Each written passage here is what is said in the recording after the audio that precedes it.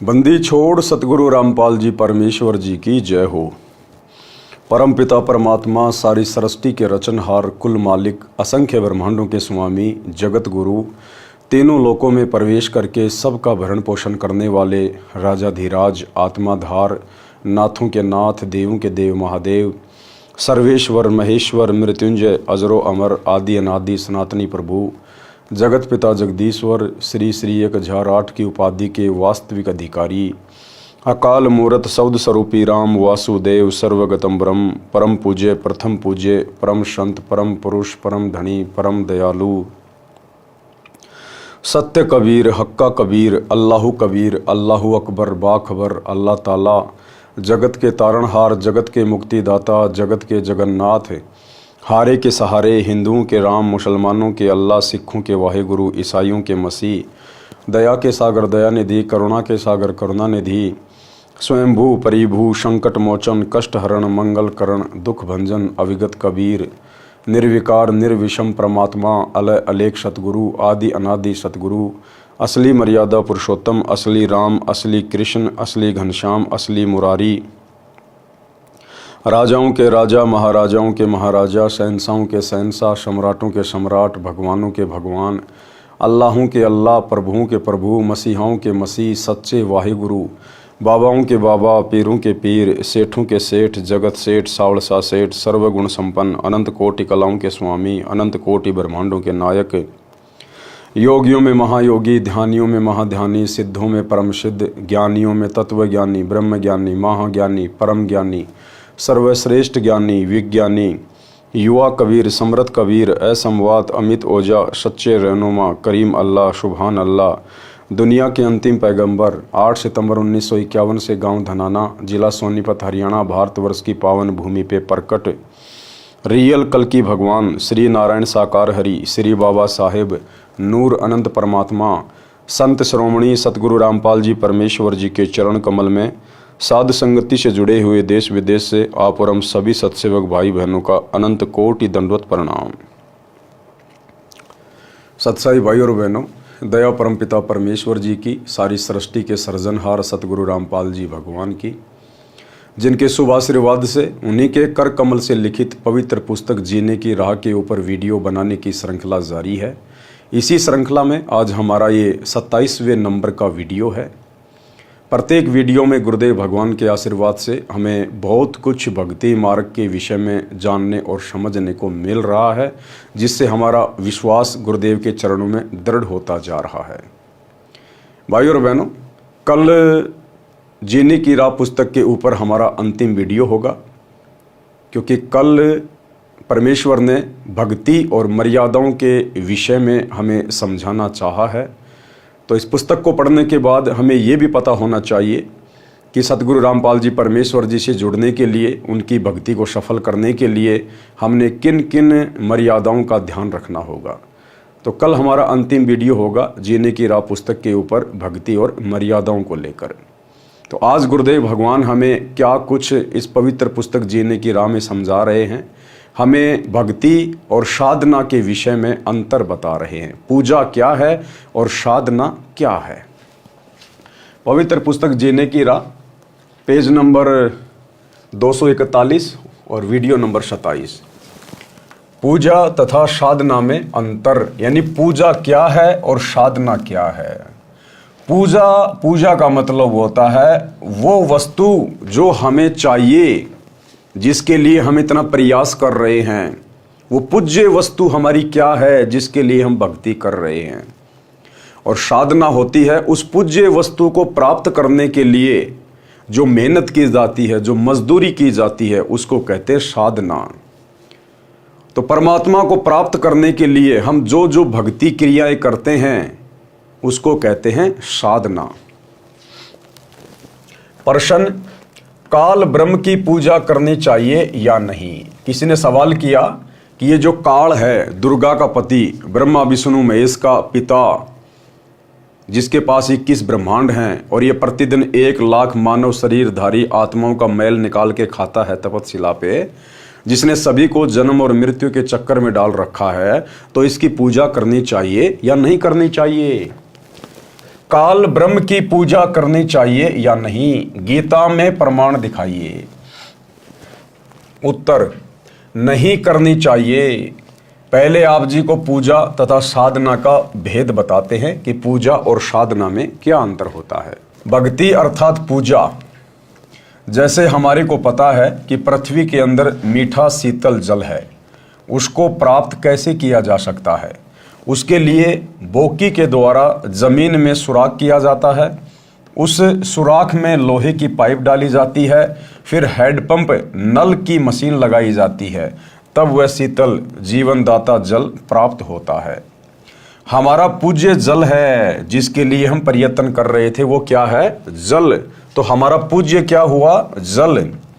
और उस जल को प्राप्त करने के लिए प्रयोग किए उपकरण तथा प्रयत्न साधना जाने। यदि हम उपकरणों की पूजा में लगे रहे तो जल प्राप्त नहीं कर सकते। उपकरणों द्वारा पूज्य वस्तु प्राप्त की जाती है।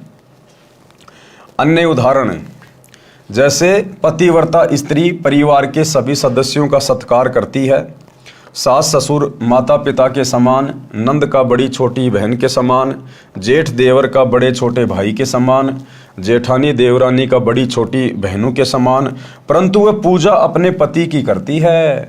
जब वे अलग होते हैं तो अपने हिस्से की सभी वस्तुएं उठाकर अपने पति वाले मकान में ले जाती है।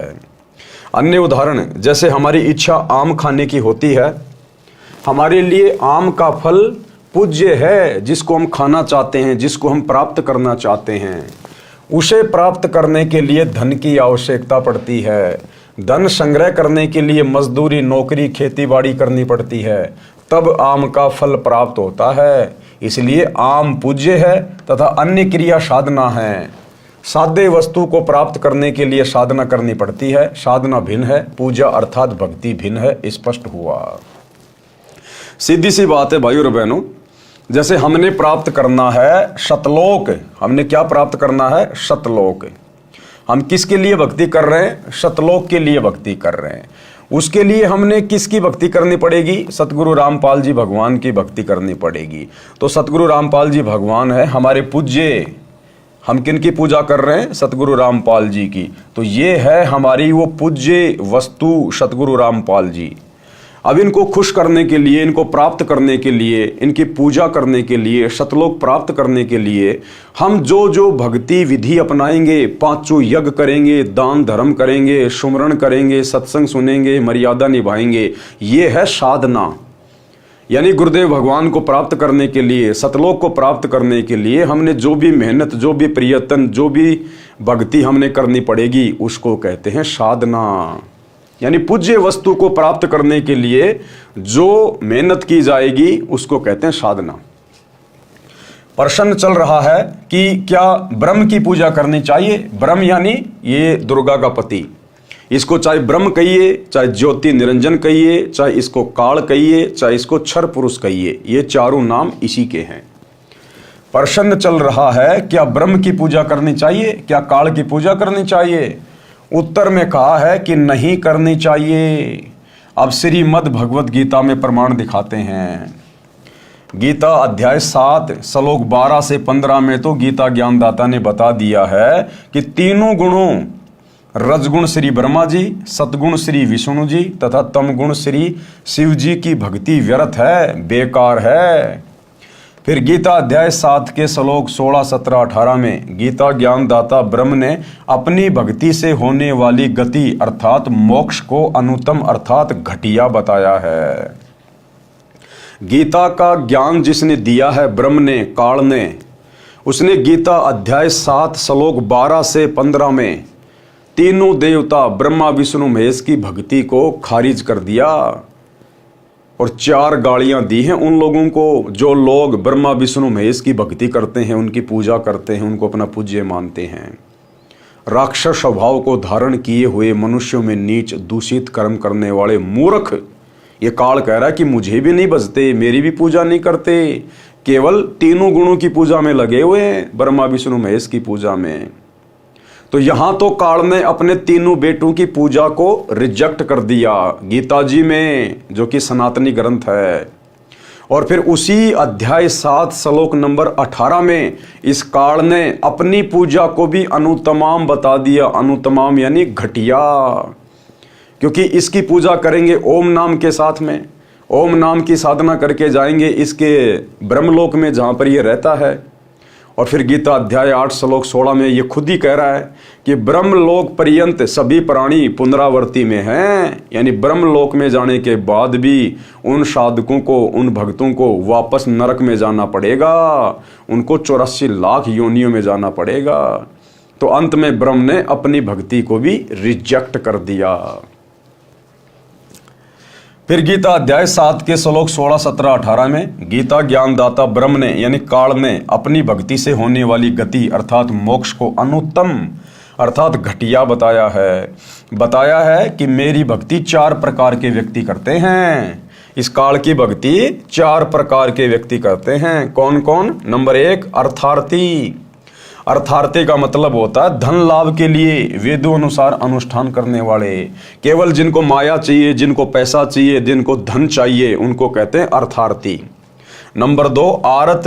आरत यानी संकट निवारण के लिए वेदों अनुसार अनुष्ठान करने वाले, जिनके ऊपर 3 ताप के कष्ट हैं, भूत प्रेत बाधा है, शारीरिक रोग है, वो है आरत।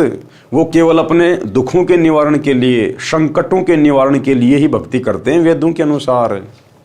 नंबर 3 है जिज्ञासु। जिज्ञासु किसे कहते हैं? परमात्मा के विषय में जानने के इच्छुक। कहीं कहीं से ज्ञान इकट्ठा कर लिया, फिर खुद ही वक्ता बन गया, खुद ही फिर गुरु बन गया और अपने कर्म फोड़ लिए। और चौथा बताया है ज्ञानी। ज्ञान ग्रहण करके स्वयं वक्ता बन जाने वाले, ये जिज्ञासु। इन तीनों प्रकार के ब्रह्म पुजारियों को व्यर्थ बताया है। काल ने कहा कि ये तीनों बेकार हैं, रिजेक्टेड है, मेरे किसी काम के नहीं। चौथा है ज्ञानी। ज्ञानी किसे कहते हैं? ज्ञानी को पता चलता है कि मनुष्य जन्म दुर्लभ है, मनुष्य जीवन प्राप्त करके आत्म कल्याण कराना चाहिए। उन्हें यह भी ज्ञान हो जाता है कि अन्य देवताओं की पूजा से मोक्ष लाभ होने वाला नहीं है, क्योंकि वो ज्ञानी भगत इन वेदों को पढ़ेगा, गीता को पढ़ेगा और फिर गीता अध्याय 7 श्लोक नंबर 12 से 20 तक पढ़ेगा, तो उसे पता चलेगा कि तीनों देवता ब्रह्मा विष्णु महेश की भक्ति को भी रिजेक्ट कर दिया गया है। और इस काल ब्रह्म ने अपनी भक्ति को भी अनुत्तम बता दिया, घटिया बता दिया। फिर भला नीचे के देवी देवता, भूत प्रेत, बेताल ये हैं क्या? फिर वो ज्ञानी आत्मा जो एकमात्र ओम मंत्र है, गीता अध्याय 8 श्लोक नंबर 13 में इस ब्रह्म का, उसी को उत्तम मान के, सर्वश्रेष्ठ मान के, मोक्षदाता मान के और उसी की भक्ति में लगी रहती है। लेकिन उस ज्ञानी आत्मा को भी तत्वदर्शी संत ना मिलने के कारण वो भी अंत में फिर 84 में ही जाता है। उन्हें यह भी ज्ञान हो जाता है कि अन्य देवताओं की पूजा से मोक्ष लाभ होने वाला नहीं है, इसलिए एक परमात्मा की भक्ति अनन्य मन से करने से पूर्ण मोक्ष संभव है। उनको तत्वदर्शी संत ना मिलने से उन्होंने जैसा भी वेदों को जाना, उसी आधार से ब्रह्म को यानी इस काल को एक समर्थ प्रभु मानकर यजुर्वेद अध्याय 40 मंत्र 15 से ओम नाम लेकर भक्ति की, परंतु पूर्ण मोक्ष नहीं हुआ। ओम नाम ब्रह्म साधना का है, यानी ओम नाम इस ब्रह्म का है, इस काल का। उससे ब्रह्मलोक प्राप्त होगा, जो कि पूर्व में प्रमाणित किया जा चुका है। गीता अध्याय 8 श्लोक 16 में कहा है कि ब्रह्मलोक पर्यंत सब लोग पुनरावर्ती में हैं, अर्थात आवागमन में हैं, जन्म और मृत्यु में है। अर्थात ब्रह्मलोक में गए भगत भी पुनः लौटकर संसार में जन्म मृत्यु के चक्कर में गिरते हैं। ये है गीता जी का निष्कर्ष।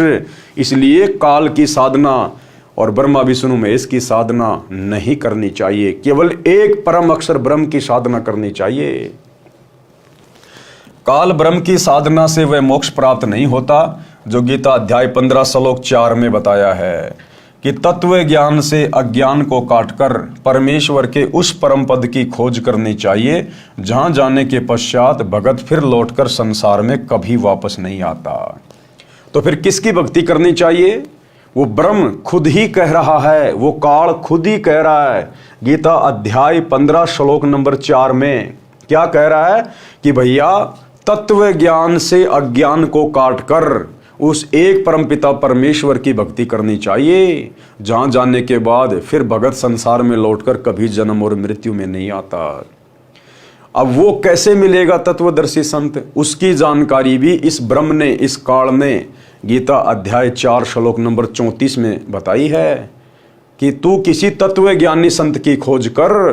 अगर तुझे वो तत्वदर्शी संत मिल जाए, तत्व ज्ञानी महात्मा मिल जाए, तो फिर उसको भली भांति प्रसन्न कर, दंडवत प्रणाम कर और उससे आगे का ज्ञान पूछ। फिर वो तुझे ज्ञान का उपदेश देगा और उससे भक्ति लेकर फिर तू अपने जन्म मरण का रोग समाप्त करवा।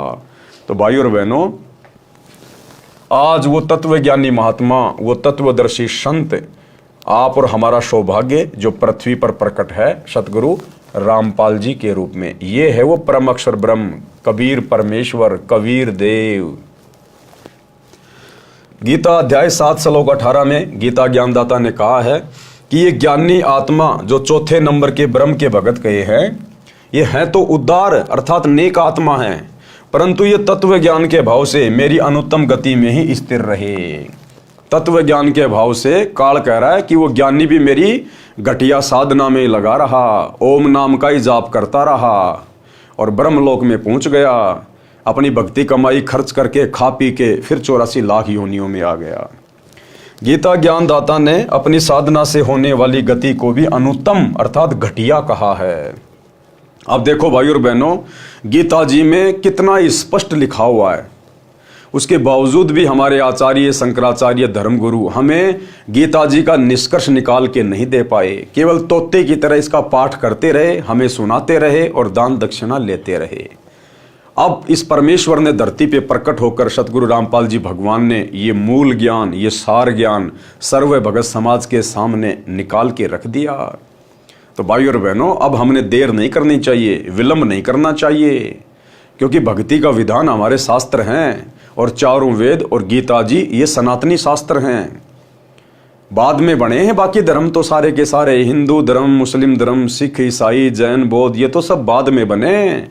सतयुग में, त्रेता में, द्वापर में कोई धर्म नहीं था, कोई पंथ नहीं था, केवल वेदों के अनुसार साधना होती थी। इसलिए वेद सनातनी शास्त्र है और सभी धर्मों के लोगों के लिए है, क्योंकि जिस समय ये वेद थे उस समय कोई धर्म नहीं था। ये तो आगे चलकर वर्तमान में काल ने हम सभी आत्माओं को परमात्मा से दूर करने के लिए धर्मों में डिवाइड कर दिया, जातियों में डिवाइड कर दिया, ताकि आपस में ये अपनी अपनी साधना को श्रेष्ठ मान के लड़ते झगड़ते रहें। और जब वो परम संत, तत्वदर्शी संत, वो परमात्मा जब धरती पर आकर अपना ज्ञान दे तो उस समय कोई भी उनकी बातों को ना माने। ये काल का पूर्व नियोजित षड्यंत्र था। लेकिन सतगुरु के आगे भला काल की क्या बिसात, सतगुरु ने जो करना है वो तो करके रहेगा।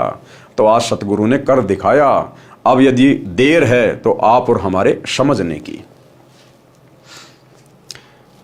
इसलिए ब्रह्म पूजा करना भी उचित नहीं, यानी काल की पूजा करना भी उचित नहीं है, क्योंकि काल की भक्ति करके, ओम नाम की साधना करके भी हम लोग 84 लाख योनियों में ही धक्के खाते रहते हैं। कारण बताया फिर गुरुदेव भगवान ने कि इस ब्रह्म की, ओम नाम की साधना भी क्यों नहीं करनी चाहिए, सर्वश्रेष्ठ क्यों नहीं है। एक चुणक नाम का ज्ञानी ऋषि आत्मा था। उसने ओम नाम का जाप तथा हठयोग हजारों वर्ष किया, जिससे उसमें सिद्धियां आ गई। ब्रह्म की साधना करने से जन्म मृत्यु, स्वर्ग नरक का चक्कर सदा बना रहेगा, क्योंकि गीता अध्याय 2 श्लोक 12, गीता अध्याय 4 श्लोक 5 और गीता अध्याय 10 श्लोक 2 में गीता ज्ञानदाता ब्रह्म ने कहा है कि हे अर्जुन, तेरे और मेरे अनेकों जन्म हो चुके हैं, तू नहीं जानता, मैं जानता हूं। अब बताओ, स्पष्ट रूप से गीता का ज्ञान देने वाला भगवान साफ साफ कह रहा है, अध्याय नंबर 4 श्लोक 5, अध्याय 4 श्लोक 9, अध्याय 10 श्लोक 2 कि अर्जुन, तेरे और मेरे बहुत से जन्म हो चुके हैं, तू नहीं जानता, मैं जानता हूं। उसके बावजूद भी हम लोग गीता ज्ञान देने वाले भगवान को परमात्मा कह रहे हैं, अजरो अमर कह रहे हैं, अविनाशी कह रहे हैं, जबकि वो तो खुद कह रहा है कि मैं तो जन्मता और मरता हूं। तो हमारे धर्म गुरुओं को क्या खाक ज्ञान था इन शास्त्रों का, केवल तोते की तरह संस्कृत में रट्टा लगाते थे, बाकी सार नहीं निकाल पाए, ना समझ पाए। क्या कह रहा है, साफ साफ कह रहा है, देखो आप लोग गीता प्रेस गोरखपुर से प्रकाशित ओरिजिनल गीता, जिसको हिंदू समाज बड़ी एथेंटिक मानता है, विश्वसनीय मानता है, आप जी लाकर 100-150 रुपये में आएगी। आप जी लाकर देख लेना, पढ़ लेना। जो श्लोक यहाँ सतगुरु रामपाल जी परमेश्वर जी के द्वारा लिखे गए हैं आपको एज इट इज मिलेंगे। देखिए कौन कौन से अध्याय हैं, क्योंकि गीता अध्याय 2 श्लोक 12, गीता अध्याय 4 श्लोक 5, गीता अध्याय 10 श्लोक 2 में गीता ज्ञानदाता ब्रह्म ने कहा कि अर्जुन, तेरे और मेरे अनेकों जन्म हो चुके हैं, तू नहीं जानता, मैं जानता हूं। तू, मैं तथा ये सारे राजा लोग पहले भी जन्मे थे, आगे भी जन्मेंगे, यानी जन्म मरण चलता रहेगा। ये ना सोच कि हम सब अभी जन्मे हैं, मेरी उत्पत्ति को महर्षि जन तथा ये देवता नहीं जानते, क्योंकि ये सब मेरे से उत्पन्न हुए हैं। ये काल क्या कह रहा है, ब्रह्म क्या कह रहा है कि मेरी उत्पत्ति को, कि मेरा जन्म कैसे होता है, मेरी मृत्यु कैसे होती है, ये महर्षि लोग नहीं जान सकते, ये ब्रह्मा विष्णु महेश नहीं जान सकते। क्यों? क्योंकि काल कह रहा है कि इन सब को तो मैंने उत्पन्न किया है, ये सब मेरे से नीचे हैं। तो सही बात है, बाप की उत्पत्ति को, बाप की डेट ऑफ बर्थ को बेटे नहीं बता सकते, बाप की डेट ऑफ बर्थ तो दादा बताएगा, दादा। तो आज धरती पर वो दादा, ये कबीर भगवान सतगुरु रामपाल जी प्रकट हैं, और इन्होंने आकर बताई है इस ब्रह्म की जन्म और मृत्यु कब होती है, कैसे होती है, ये जन्मता भी है, मरता भी है, ये है वो सबका दादा, सबका दादा। इससे स्वयं सिद्ध है कि जब गीता ज्ञानदाता ब्रह्म भी जन्मता मरता है, तो इसके पुजारी अमर कैसे हो सकते हैं? अब सही बात है, जब ये काल जो गीता का ज्ञान दे रहा है, जब ये खुद ही जन्म और मृत्यु में है, तो भला इसकी पूजा करके, जो कि चारों वेदों में और गीता में केवल इसी की पूजा का मंत्र है ओम, तो जब ये खुद ही जन्मता और मरता है, तो काल की पूजा करके, ब्रह्मा विष्णु महेश की पूजा करके इनके पुजारी भला कैसे अमर हो जाएंगे, वो कैसे सदा सदा के लिए मोक्ष प्राप्त कर पाएंगे? इसलिए उस परमेश्वर की पूजा करनी चाहिए, परम अक्षर ब्रह्म की, कबीर देव की, जिसकी पूजा से, जिसकी भक्ति से फिर ये प्राणी संसार में लौटकर दोबारा नहीं आता है। इससे यह सिद्ध हुआ कि ब्रह्म की उपासना से वह मोक्ष नहीं हो सकता जो गीता अध्याय 18 श्लोक 62 में तथा अध्याय 15 श्लोक 4 में कहा है। इन श्लोकों में गीता ज्ञानदाता ने स्पष्ट निर्देश दिया है कि हे भारत, तू सर्व भाव से उस परमेश्वर परम अक्षर ब्रह्म की शरण में जा। देखो, ये गीता का ज्ञान देने वाला, वेदों का ज्ञान देने वाला ब्रह्म, ये काल बिल्कुल साफ साफ अर्जुन को कह रहा है, यानी अपनी भक्ति करने के लिए भी मना कर रहा है अर्जुन को। अर्जुन का मतलब है आम समाज, आम प्राणी, और वो काल ब्रह्म अर्जुन के माध्यम से संदेशा दे रहा है कि मुझ ब्रह्म की, मुझ काल की, मुझ गीता का ज्ञान देने वाले ज्योति निरंजन की भक्ति करने से कोई फायदा नहीं है, जन्म और मृत्यु का रोग नहीं कटेगा। इसलिए हे भारत, हे अर्जुन, तू सर्व भाव से, यानी हर प्रकार से और सब बातों को छोड़कर उस एक परमेश्वर की शरण में जा। ये काल अपने से अन्य उस परमात्मा की शरण में जाने के लिए कह रहा है। हे भारत, तू सर्व भाव से उस परमेश्वर यानी परम अक्षर ब्रह्म की शरण में जा। उस परमेश्वर की कृपा से ही तू परम शांति को तथा सनातन परम धाम अर्थात सतलोक को प्राप्त होगा। यानी परम शांति, जहां जाने के बाद कोई दुख नहीं, कोई कष्ट नहीं, कोई बुढ़ापा नहीं, कोई मौत नहीं। कहते हैं वो परम शांति तो तुझे उस तत्वदर्शी संत की शरण में जाने के बाद, उसके द्वारा बताई गई साधना को सफल करने के बाद ही प्राप्त होगा, जब तू सतलोक में चला जाएगा। उस परमेश्वर की कृपा से ही तू परम शांति को तथा सनातन परम धाम अर्थात सतलोक को प्राप्त होगा। तत्व ज्ञान समझकर उसके पश्चात परमात्मा के उस परम पद की खोज करनी चाहिए, अर्थात सतलोक के लिए फिर दृढ़ होकर भक्ति करनी चाहिए। जहां जाने के पश्चात भगत फिर लौटकर संसार में कभी नहीं आते। इस काल के 21 ब्रह्मांड वाले संसार में फिर वो व्यक्ति कभी नहीं आता। विचार करें कि गीता ज्ञानदाता तो स्वयं जन्मता मरता है, इसलिए ब्रह्म यानी काल की पूजा से होने वाली गति अनुत्तम कही है। गीता अध्याय 7 श्लोक 18 में इसने अपनी भक्ति को भी अनुत्तम कहा, घटिया कहा है। अब चुनक ऋषि का प्रसंग आगे सुनाते हैं। चुनक ऋषि ने ओम नाम का जाप तथा हठ योग किया। वेदों ऋग्वेद, यजुर्वेद, सामवेद, अथर्ववेद में बताई भक्ति से परमात्मा प्राप्ति नहीं होती। इन चारों वेदों में उस पूर्ण परमात्मा की जानकारी जरूर है, लेकिन उसकी प्राप्ति का मार्ग नहीं है, मंत्र नहीं है, वो काल ने छुपा दिए। और इस काल ने अपना खुद का मंत्र ठोक दिया, केवल एक ओम नाम का मंत्र, और जानकारी उस परमात्मा की दी हुई है। इसलिए इन चुनक ऋषि जैसी आत्माओं ने वेदों को पढ़ा, और जैसा इनको ज्ञान था उस आधार से इन्होंने इस काल को, इस ब्रह्म को ही इन्होंने परमात्मा मान लिया, और उस ओम मंत्र को निकाल लिया कि भाई यही ओम मंत्र है उस परमात्मा की प्राप्ति का, और उसी को फाइनल भक्ति मान के दिन रात एक कर दी। वेदों ऋग्वेद, यजुर्वेद, सामवेद, अथर्ववेद में बताई भक्ति से परमात्मा की प्राप्ति नहीं होती है। इसका प्रमाण गीता अध्याय 11 श्लोक 47 व 48 में है। गीता ज्ञान दाता ब्रह्म ने यानी काल ने बताया कि हे अर्जुन, मुझ काल ब्रह्म का यह विराट रूप है। मेरे इस रूप के दर्शन तेरे अतिरिक्त पहले किसी को नहीं हुए।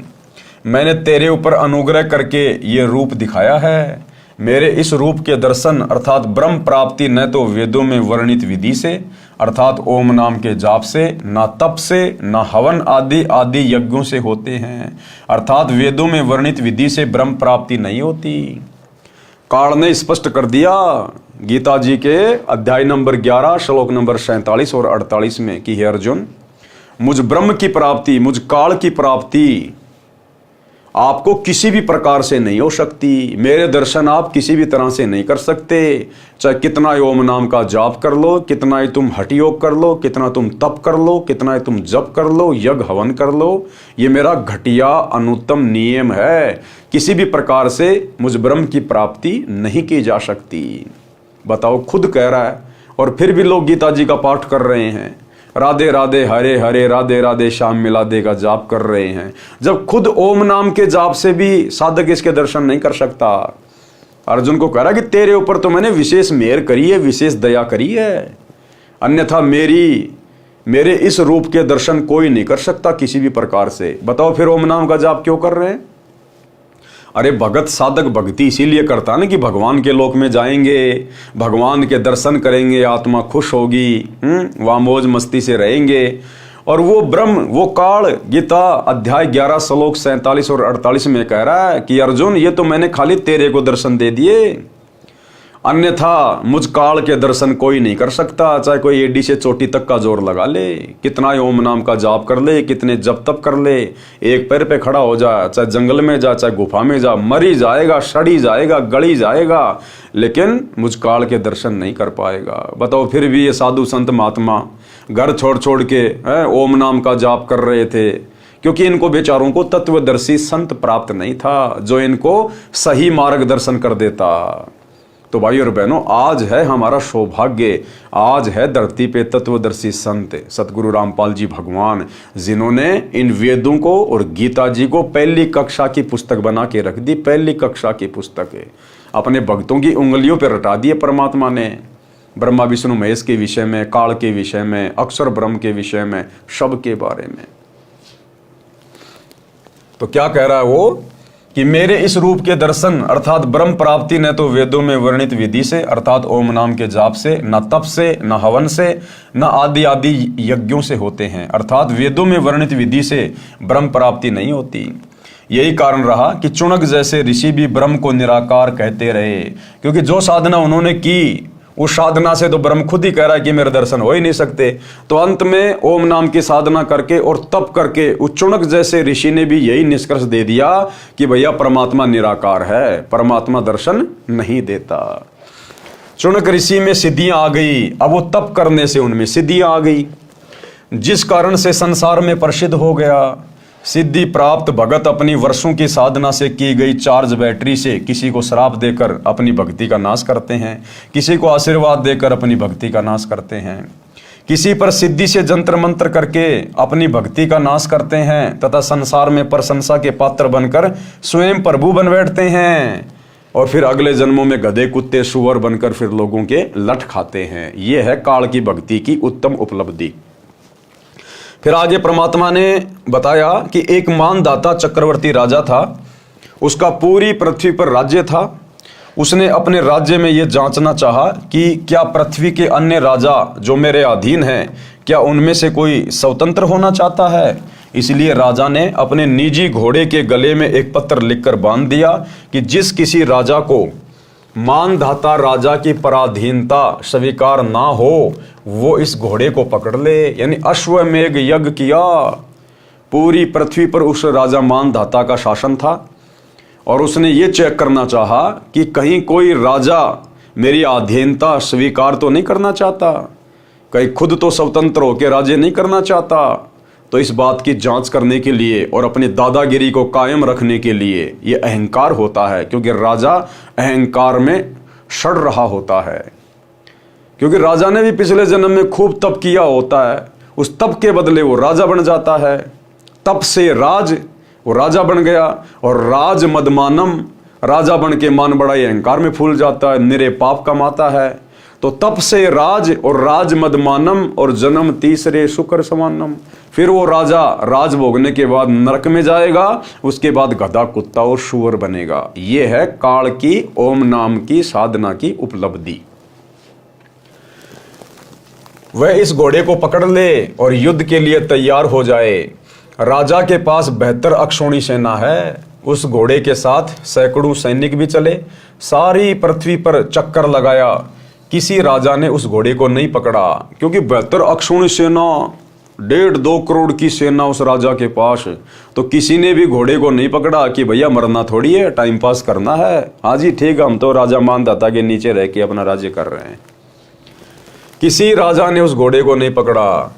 इससे स्पष्ट हो गया कि पूरी पृथ्वी के छोटे राजा अपने चक्रवर्ती शासक मानदाता के अधीन हैं। सभी सैनिक जो घोड़े के साथ थे खुशी से वापस आ रहे थे।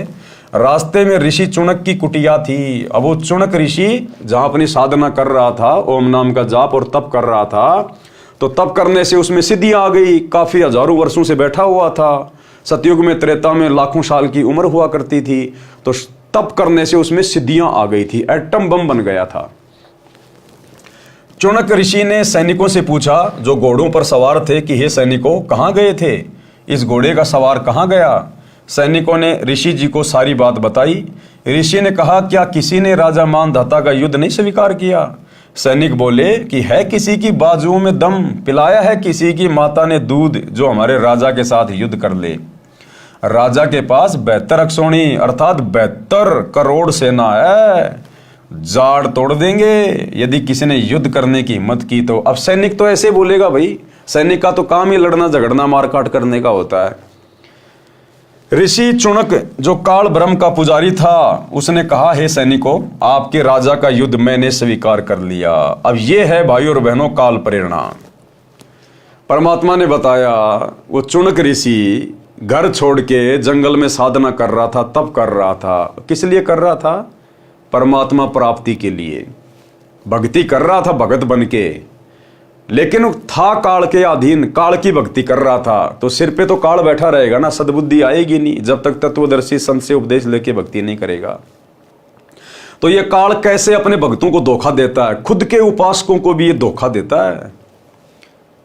अब उस चुनक ऋषि को काल ने अंदर से प्रेरणा कर दी कि राजा का युद्ध तू स्वीकार कर ले, क्योंकि तप करने वाले में भी अहंकार आता है, सिद्धियां होती हैं। उधर राजा में अहंकार, इधर तपस्वी में अहंकार। तो चुनक ऋषि ने कहा कि मैंने तुम्हारे राजा का युद्ध स्वीकार कर लिया और ये घोड़ा यही छोड़ जाओ, बोल दो तुम्हारे राजा को। अब भाई और बहनों, हमने शिक्षा लेनी है। हमने परमात्मा ने एक सत्संग में बताया कि वो चुनक ऋषि परमात्मा प्राप्ति के लिए निकला था। उस नालायक को अपनी भक्ति करनी चाहिए थी, जैसी भी वो कर रहा था। राजा लोग अपना काम कर रहे थे, भगत ने अपना काम करना चाहिए था। क्यों बीच में टांग फंसाई उसने? अगर किसी ने घोड़ा नहीं पकड़ा तो कोई बात नहीं, जाओ भाई तुम्हारे घर पे, अच्छी बात है किसी ने नहीं पकड़ा तो। लेकिन जबरदस्ती चुनक ऋषि ने फटे में टांग अड़ा दी और घोड़ा पकड़ लिया। और घोड़ा पकड़ने के बाद उसके पास तो सिद्धियां थी और राजा की 72 करोड़ सेना का सत्यानाश कर दिया 4 एटम बम बना के। अब बताओ, जितने उसने वो सैनिक मारे हैं अपनी सिद्धि से, 72 करोड़, गुरुदेव ने बताया उस ओम नाम के जाप से और वो तप करने से काफी लंबे समय तक वो ब्रह्मलोक में रहेगा, और जब उसकी कमाई खत्म होगी फिर वो नरक में डाला जाएगा। नरक में कष्ट भोग के फिर 84 लाख योनियों में डाला जाएगा। फिर जब उसका कुत्ता बनने का नंबर आएगा, चौनक ऋषि का, उस ब्रह्म पुजारी का, जब उसका कुत्ता बनने का नंबर आएगा, उस समय उसके सिर में कीड़े पड़ेंगे, कीड़े, क्योंकि उसने 72 करोड़ सेना अपनी सिद्धि से मारी थी। अब भाई हत्या चाहे अपनी सिद्धि से कर दो, चाहे हथियार से कर दो, कैसे भी कर दो, वो लिखे जाते हैं। तो जब वो चौनक ऋषि अपनी ओम नाम की कमाई और तप की कमाई भोग के जब नीचे आएगा, कुत्ता बनेगा, वो 72 करोड़ सैनिक कीड़े बन के, 72 करोड़ सैनिक बनेंगे कीड़े, और उधर चौनक ऋषि बनेगा कुत्ता, और वो 72 करोड़ सैनिक अपना बदला लेंगे, अपनी मौत का बदला, उसके सर में कीड़े पड़ेंगे। ऐसी दुर्गति होगी उसकी, चौनक ऋषि की, काल के पुजारी की। इसलिए परमात्मा मना करते हैं कि इस ब्रह्म की साधना भी घटिया है, अनुत्तम है। ये खुद अध्याय 7 श्लोक 18 और 19 में कह रहा है कि मेरी साधना भी अनुत्तम है, घटिया है, मोक्षदायक नहीं है, जन्म मरण का चक्कर चलता ही रहेगा। तो हम भक्तों ने चौनक ऋषि के इस प्रकरण से शिक्षा लेनी है कि भैया राजा लोग अपनी राजनीति करो। नरेंद्र मोदी है कहीं अपनी रैली कर रहा है, राहुल गांधी कहीं अपनी रैली कर रहा है, कोई भी राजनीतिक पार्टी कोई भी अपना प्रोपेगेंडा चला रही है। हम भक्तों ने उनकी रैलियों में धक्के नहीं खाने चाहिए। हम भक्तों ने पार्टी विशेष को देख के वोटबाजी नहीं करनी चाहिए, किसी राजनेता का समर्थन नहीं करना चाहिए। हम भगत हैं, अपने आत्म कल्याण के लिए भक्ति कर रहे हैं, बकवाद करने के लिए नहीं कर रहे। लेकिन वर्तमान में जिस प्रकार इस परीक्षा के समय में 2014 बरवाला कांड के बाद गुरुदेव के परिवार ने उसी काल की शैतान की प्रेरणा से जो भगत समाज की मर्यादाएं तोड़वा दी है, राजनेताओं की रैलियों में भेज भेज के, आरक्षणों में बैठा के, गुंडों की सीबीआई जांच करवा के, तरह तरह से कुकर्म करवा के, भक्तों के ज्योति पाठ और दान का पैसा चंदे के रूप में आरक्षणों में दे के, जाटों की धर्मशाला बनवा के करोड़ों रुपये में, उसी काल की शैतान की प्रेरणा से, ब्रह्म की प्रेरणा से, और भक्तों की मर्यादा तोड़वा दी। फिर हमने क्या शिक्षा ली गुरुदेव के सत्संगों से? इस चौनक ऋषि की कथा से हमें यही तो शिक्षा मिलती है कि उस नालायक ने भक्ति करनी थी, क्यों फालतू में उसका घोड़ा पकड़ा, क्यों राजाओं के बीच में टांग फंसाई, और अंत में अपनी सारी भक्ति कमाई नष्ट करके चला गया। क्या कह रहे हैं गुरुदेव? उन सैनिकों ने क्या कहा कि जाड़ तोड़ देंगे यदि किसी ने युद्ध करने की हिम्मत की तो। ऋषि चौनक जो काल ब्रह्म का पुजारी था, उसने कहा कि ये सैनिकों, आपके राजा का युद्ध मैंने स्वीकार कर लिया, ये घोड़ा बांध दो मेरी कुटिया वाले पेड़ से। सैनिक बोले कि हे कंगले, तेरे पास दाने तो खाने को नहीं है, क्या युद्ध करेगा तू? राजा मानधाता के साथ अपनी भक्ति कर ले। वो सैनिक क्या कह रहे हैं कि चुपचाप अपनी भक्ति कर ले।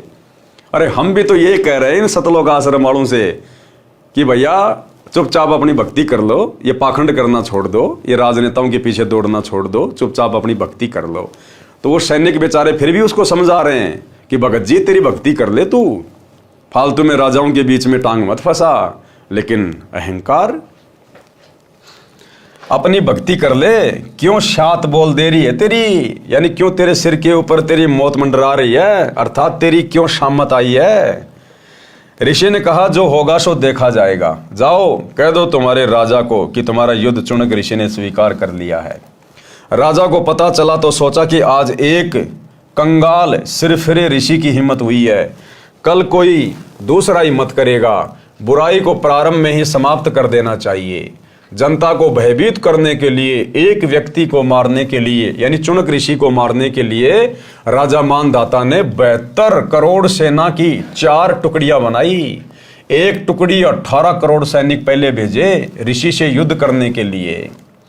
काल ब्रह्म के पुजारी चौनक ऋषि ने सिद्धि शक्ति से 4 पुतलियां बनाई, जैसे आजकल वैज्ञानिकों ने परमाणु बम बना लिए, एटम बम बना लिए। काल ब्रह्म के पुजारी चौनक ऋषि ने सिद्धि शक्ति से 4 पुतलियां बनाई, अर्थात 4 परमाणु बम तैयार किए। एक पुतली छोड़ी, उसने 18 करोड़ सेना को काट डाला। राजा ने दूसरी टुकड़ी भेजी, ऋषि ने दूसरी पुतली छोड़ी। इस प्रकार राजा मानधाता की 72 अक्षौणी यानी 72 करोड़ सेना का नाश काल ब्रह्म के पुजारी चुनक ने कर दिया। अब गुरुदेव कह रहे हैं विचार करो, ऋषि महर्षियों को राजाओं के बीच में टांग नहीं अड़ानी चाहिए। क्या कह रहे हैं गुरुदेव कि ऋषि महर्षियों को, यानी आज से पहले द्वापर, त्रेता और सतयुग में जो भक्ति करते थे उनको ऋषि महर्षि कहा करते थे। अब कलयुग में उनको भगत कहने लग गए, जैसे आप और हम वर्तमान में भगत कहे जाते हैं। पहले भक्तों को ऋषि महर्षि कहा जाता था। तो क्या कह रहे हैं गुरुदेव कि भक्तों को राजाओं के बीच में टांग नहीं अड़ानी चाहिए। बताओ फिर, क्या वही परमात्मा, वही सतगुरु जो हमें इतनी अच्छी शिक्षा दे रहा है, क्या आज हिसार जेल में जाने के बाद क्या नरेंद्र मोदी की रैलियों में अपने भक्तों को भेजेगा? क्या बीजेपी को वोट डलवाएगा? क्या कभी कांग्रेस को वोट डलवाएगा? जो परमात्मा खुद हमें इन राजाओं से दूर रहने की सलाह दे रहे हैं, दुनिया को सलाह दे रहे हैं। विचार करें, ऋषि महर्षियों को यानी भक्तों को, संतों को राजाओं के बीच में टांग नहीं अड़ानी चाहिए। कारण यह है कि ऋषि जनों ने यानी भक्तों ने हजारों वर्ष ओम नाम का जाप किया, परमात्मा प्राप्ति के लिए परमात्मा मिला नहीं, क्योंकि गीता अध्याय 11 श्लोक 47-48 में लिखा है कि वेदों में यानी चारों वेदों ऋग्वेद, यजुर्वेद, सामवेद तथा अथर्ववेद में वर्णित भक्ति विधि से ब्रह्म यानी काल प्राप्ति नहीं है। इसलिए इससे ऋषियों में सिद्धियां प्रकट हो जाती हैं। अज्ञानता के कारण उसी भूल भुलैया को ये भक्ति की उपलब्धि मान बैठे, जिस कारण से भक्ति करके भी उस पद को नहीं प्राप्त कर सके। जहां जाने के पश्चात पुनः जन्म नहीं होता, क्योंकि इनको तत्वदर्शी संत नहीं मिले। सूक्ष्म वेद में कहा है कि अब आप और हमारा सौभाग्य देखो भाई और बहनों, चुनक जैसे ऋषि को भी, दुर्वासा जैसे ऋषि को भी, वशिष्ठ और विश्वामित्र जैसे ऋषियों को भी तत्वदर्शी संत नहीं मिला तो इन्होंने उसको स्वीकार नहीं किया। और आज आप और हमें देखो, इस घोर कलयुग में परमात्मा तत्वदर्शी संत के रूप में आकर मिल चुके हैं और हमें पूरा इतिहास बता दिया कि भक्तों ने क्या क्या गलतियां की आज से पहले, और तुम लोगों ने किस प्रकार सावधानी बरत के अपनी भक्ति को सफल करना है। कबीर, गुरु बिन काहू न पाया ज्ञाना, जो थोथा भूत छड़े मूड किसाना। यानी बिना सतगुरु के आज तक किसी ने भी ज्ञान प्राप्त नहीं किया, सच्चा ज्ञान प्राप्त नहीं हुआ, मोक्ष वाला ज्ञान प्राप्त नहीं हुआ। गुरु बिन काहू न पाया ज्ञाना, जो थोथा भूस छिड़े मूड किसाना। जिस प्रकार थोथा भूस, जैसे गेहूं आपने निकाल लिए, गेहूं निकालने के बाद उसके जो डूंडले बचे हुए हैं उसको यदि कोई कूटे उसमें से गेहूं निकालने के लिए, तो वो तो थोथा भूस कूट रहा है, वो तो मूर्ख है, मूर्ख, कुछ नहीं निकलेगा उसमें। तो बिना सतगुरु के आप चाहे तप कर लो, चाहे जप कर लो, चाहे वेद पढ़ लो, चाहे गीता पढ़ लो, आप तो थोथा भूस छिड़ रहे हो, डूंडले पीट रहे हो, डूंडले, उनमें से अनाज नहीं निकलेगा। गुरु बिन काहू न पाया ज्ञाना, जो थोथा भूस छिड़े मूड किसाना। और गुरु बिन वेद पढ़े जो प्राणी, समझे न सार रहे अज्ञानी। अब इनको गुरु तो बहुत मिले लेकिन सच्चा गुरु नहीं मिला। यहां पर सच्चे गुरु की बात हो रही है कि गुरु बिन वेद पढ़े जो प्राणी, समझे न सार रहे अज्ञानी। आपको लाखों गुरु मिलेंगे जो चारों वेदों को याद करके श्लोक संस्कृत में बोल बोल के सुना रहे हैं, दुनिया को ज्ञान दे रहे हैं, लेकिन वो सच्चे गुरु नहीं है। वो केवल तोते की तरह उन्होंने कंठस्थ याद कर रखा उन श्लोकों को, संस्कृत में घोट लिया, लेकिन वो वेद कह क्या रहे हैं, वो दोहे, वो श्लोक कह क्या रहे हैं, सार क्या है, निष्कर्ष क्या है, वो नहीं समझ पाए। इसलिए गुरु पद पर होने के बावजूद भी उनको हम गुरु नहीं कह सकते। गुरु वो है जो शास्त्रों का निष्कर्ष निकाल के दे दे। गरीब 72 अक्षुणी खा गया, यानी 72 करोड़ सेना राजा मानधाता की खा गया। वो कौन? चुनक ऋषिश्वर, एक ऋषि और ऋषिश्वर यानी ऋषियों में सर्वश्रेष्ठ कहा जाता था वो चुनक। अब बताओ, उनके ये काम है, उनके बिना सतगुरु के, बिना तत्व ज्ञान के, उन ऋषियों में सर्वश्रेष्ठ ऋषिवर ने भी अपनी दुर्गति करवाई और 72 अक्षुणी सेना खा गया, यानी मार डाली। गरीब 72 अक्षुणी खा गया, चुनक ऋषिश्वर एक, दे धारे जोरा फिरे सभी काल की भेक। ये तो जीती जागती मौत फिर रही है साधु संतों के रूप में। अब बताओ, भगत तो भाई साहब चींटी भी नहीं मार सकता, चींटी भी। अगर कभी ऐसी नौबत आ गई भगत के सामने, भगत तो अपनी तरफ से चींटी को भी नहीं मार सकता, चींटी को भी। और ये 72 करोड़ सेना को खा गया, अपनी सिद्धि शक्ति से मार दिया इसने। तो ये काहे के भगत थे ये। लेकिन आज से पहले तत्व ज्ञान के अभाव में हम केवल ऐसे रिद्धि सिद्धि वाले साधकों को, ऋषि मुनियों को ही बहुत बड़े भगत मानते थे। ये तो भक्ति के आसपास भी नहीं थे, आसपास भी। भावार्थ, तत्वदर्शी संत गुरु न मिलने के कारण जो साधना भगत करते हैं वह शास्त्र विधि त्याग कर मनमाना आचरण होता है। अब वो चुनक ऋषि मनमाना आचरण कर रहा था, मनमाना आचरण, जिससे कोई लाभ साधक को नहीं होता। क्योंकि वेदों में तो साफ साफ लिखा हुआ है कि उस तत्वदर्शी संत की खोज कर, उसके बताए अनुसार भक्ति कर, तब तुझे परमात्म ज्ञान होगा, तुझे वो परम धाम मिलेगा। अब इनको तत्वदर्शी संत मिला नहीं, ये तो खुद ही तत्वदर्शी संत बन बैठे अपने आप में। और तप करने से फिर इनमें सिद्धियां आ गई, ओम नाम का जाप करने से ब्रह्मलोक में चले जाते हैं, फिर नीचे गधे कुत्ते सुअर बनते हैं। गीता अध्याय 16 श्लोक 23-24 में प्रमाण है कि हे भारत, जो भगत शास्त्र विधि को त्याग कर मनमाना आचरण करता है उसको न तो सुख होता है, न सिद्धि प्राप्त होती है, और न ही उसकी गति अर्थात मोक्ष होता है। इसलिए तेरे लिए शास्त्र ही प्रमाण है कि कौन सी साधना करनी चाहिए और कौन सी नहीं करनी चाहिए।